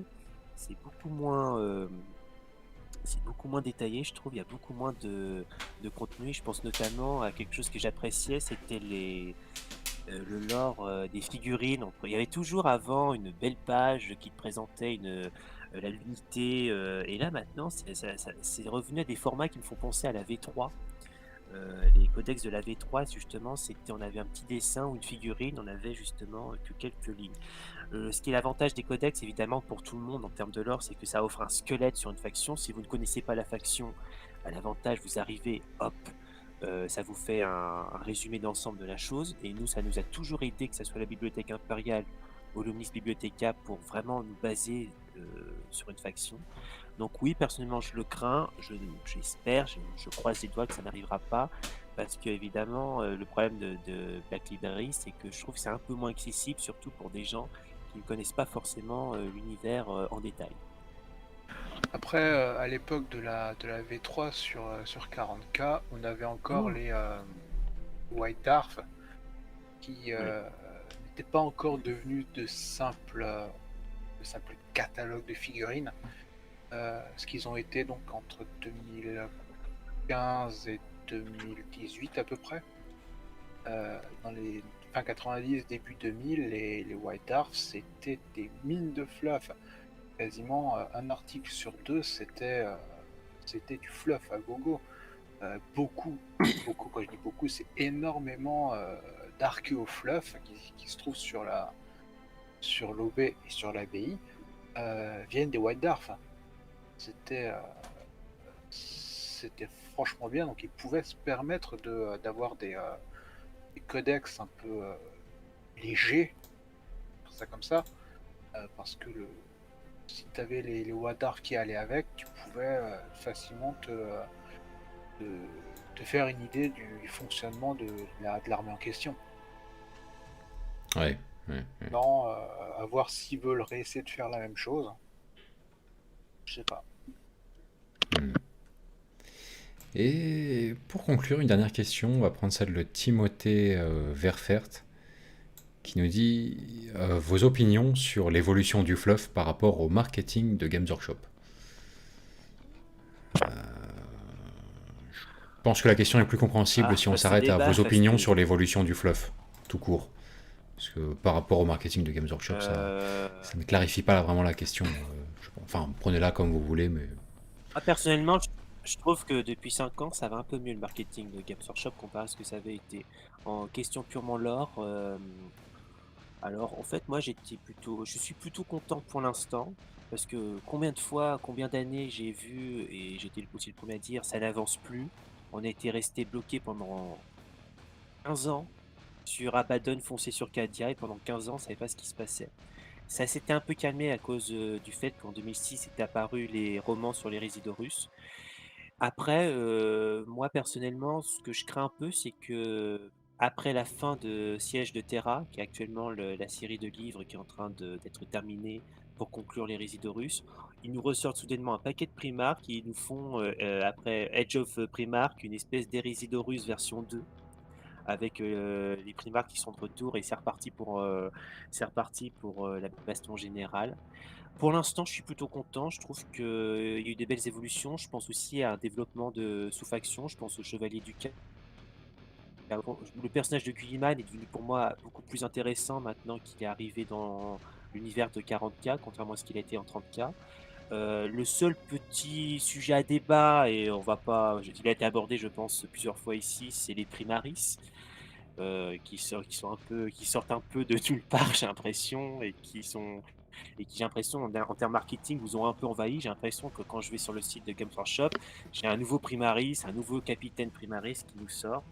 C'est un reproche qui est énormément fait, une espèce de gimmick qui est énormément fait sur le Discord où on est, c'est que Game Workshop, on a d'un côté les Space Marines et de l'autre côté on a le reste. Voilà, c'est ça. Après, il faut avoir conscience, comme on a certains qui n'ont pas conscience, il faut penser que c'est une entreprise et que s'ils font des Space Marines et s'ils font des Primaris, j'ai pas les chiffres, mais c'est que ça doit bien se vendre comparé aux autres. Donc, il est aussi normal que Games Workshop ait envie de faire des profits. Ils ont des employés qui ont besoin d'un salaire. Personnellement, je suis pour l'instant content, en général, à part quelques points, de l'évolution de Warhammer 40 000 d'un point de vue du lore. Je pense qu'ils ont plutôt, contrairement à la fin des temps et Joximar, la transition de l'univers de Battle et Joximar, ils ont beaucoup mieux géré la chose. À voir ensuite dans les années qui suivent. Le problème de Battle, c'est qu'effectivement, on était coincé en 2525 depuis une quinzaine d'années. Au départ de la fin des temps, ils étaient en mode on va faire avancer le lore et tout, ça va être génial. Donc nous on était génial, enfin, ça va être trop cool. Et puis le premier bouquin est sorti, il fait waouh, ils vont un peu fort quand même. Le deuxième bouquin est sorti, on a fait vous êtes sûr de ce que vous faites là? Le troisième bouquin, il fait oh putain ça pue, oh putain c'est pas bon ça. Ensuite il y a eu le quatrième et le cinquième, elle fait mais attends, mais ils font quoi les gars là? Mais non, arrêtez! Malekith c'est le roi Phoenix? Quoi? Oh putain, Malekith le roi Phoenix. Oh mon dieu. Ah bon, c'est pas la chaîne pour en parler, mais voilà. Ils ont fait Thinkerview minimum a priori. C'est pour vraiment pour aborder ce débat. Oui, sensible. Mais oui. Donc, bon, globalement, heureux de la tournure des événements. En tout cas, bon, pour la partie 40K, on va dire. Nettement moins, j'imagine. Les campagnes en plus qui sortent grâce à la Grande Faille et qui sont apparemment des succès en termes de jeux, de figurines, et qui apparemment, dans l'ensemble, semblent convenir à l'ensemble de la communauté de 40K au niveau mondial, du moins. Ouais. Oui, ça, niveau figurine. Il n'y a pas de doute.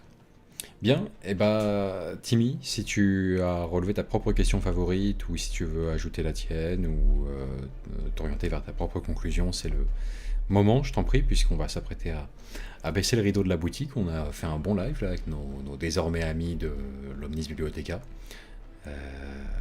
Dans le chat, il y avait Lucky Joke Dice qui demandait mais où, enfin, je reforme sa question histoire qu'elle soit précisée d'une manière plus intéressante.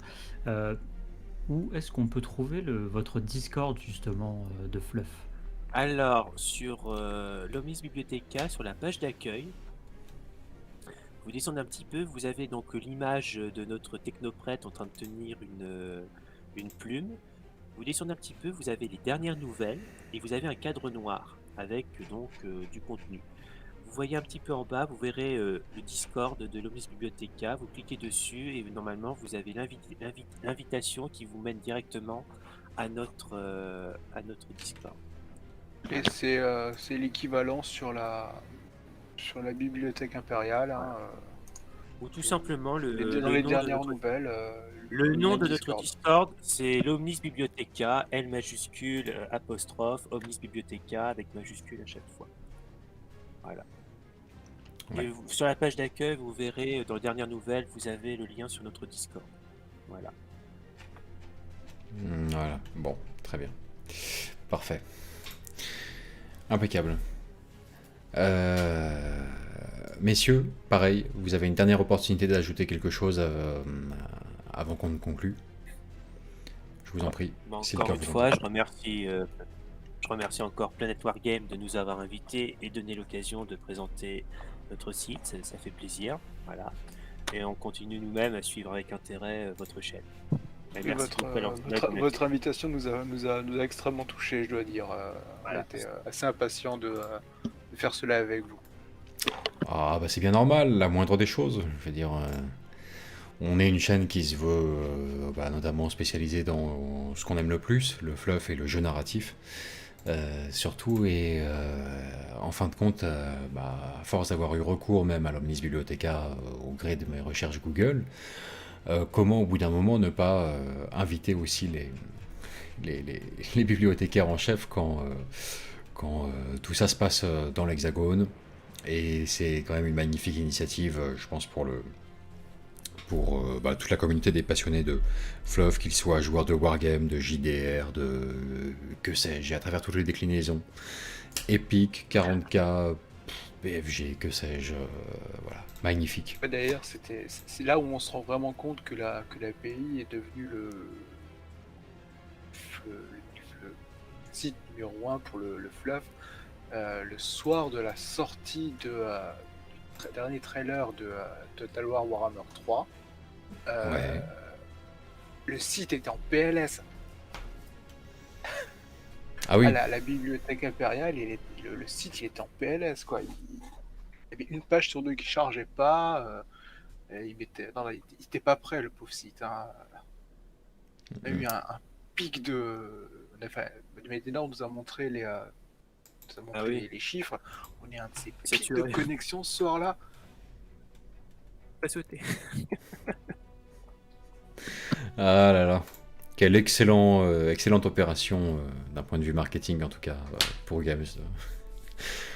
Je pense à toutes ces personnes totalement enjaillées par Total War 3 et qui n'achèteront jamais de figurine Age of Sigmar, c'est beaucoup trop stylé. Enfin bref. Oui, mais d'ailleurs, à propos d'anecdotes, petite anecdote pour finir, là où c'était très drôle. Donc c'était lorsque Total War Warhammer est sorti, le tout premier. À ce moment-là, Game Workshop venait de tuer littéralement Warhammer Battle pour le remplacer par Age of Sigmar. Et quelques jours plus tard, parce que ils se sont rendus compte que Total War Warhammer c'était en train de devenir un truc monstrueux, j'ai reçu un mail de Game Workshop, de la pub Game Workshop, il s'était marqué dans le mail, vous avez adoré le jeu Total War, mais dans ce cas-là, venez jouer avec les figurines, c'est encore mieux. Sauf que tu viens de tuer Warhammer, Game Workshop, ça marchera pas. De toute façon, j'ai l'impression que Warhammer Old World, c'était un peu un moyen détourné pour remettre Warhammer Battle sur la sellette. Et en gros, l'univers est en train de repasser par la fenêtre, enfin revient par la fenêtre pour revenir un peu en grâce auprès du public. Après, on verra la suite. Alors, visiblement, Game Workshop ne s'attendait pas du tout à ce que la série des Total War fonctionne autant. Hein. Écoutez, moi je pense que c'est un plan sur plusieurs générations, soufflé par Swinch combiné avec le Covid, Brexit et un délai de teasing plus audacieux que d'habitude. Warhammer The Old World, le remake du jeu de figurines de Warhammer Battle, sera fin prêt quand Total War 1 Warhammer sera finalement devenu du rétro gaming et aura un second souffle plus fort que le précédent. Pic de triangle marketing à ce moment-là, et ça, c'est bon. Les étoiles sont alignées pour eux. Enfin, c'est tout le mal que je leur souhaite en tout cas. Ça ferait plaisir. Ça ferait plaisir. Bien.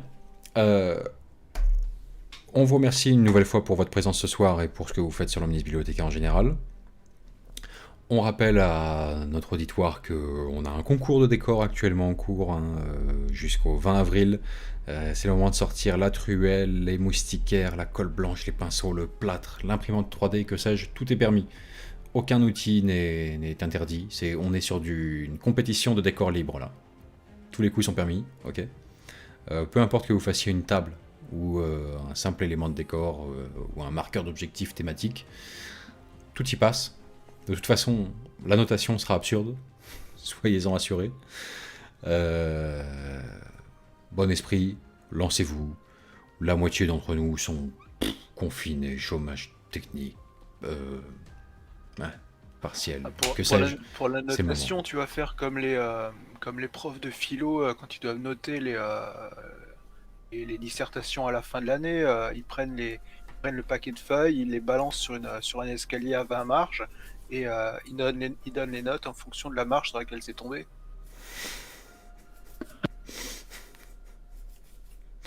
Voilà, 5 pouces rouges de prof de philo sur la vidéo. Merci.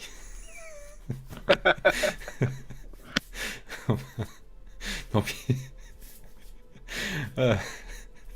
Il y a des écharpes rouges qui ont virevolté là. Il y a des rapiècements de vestes en tweed qui ont crissé là sous ces affirmations. Enfin, sur ce, allez, un grand merci à vous. Passez une bonne soirée. Merci beaucoup. Quant aux Bonne soirée à vous spectateurs, aussi. on vous dit bonne peinture, bon jeu et à bientôt. Ciao. À plus.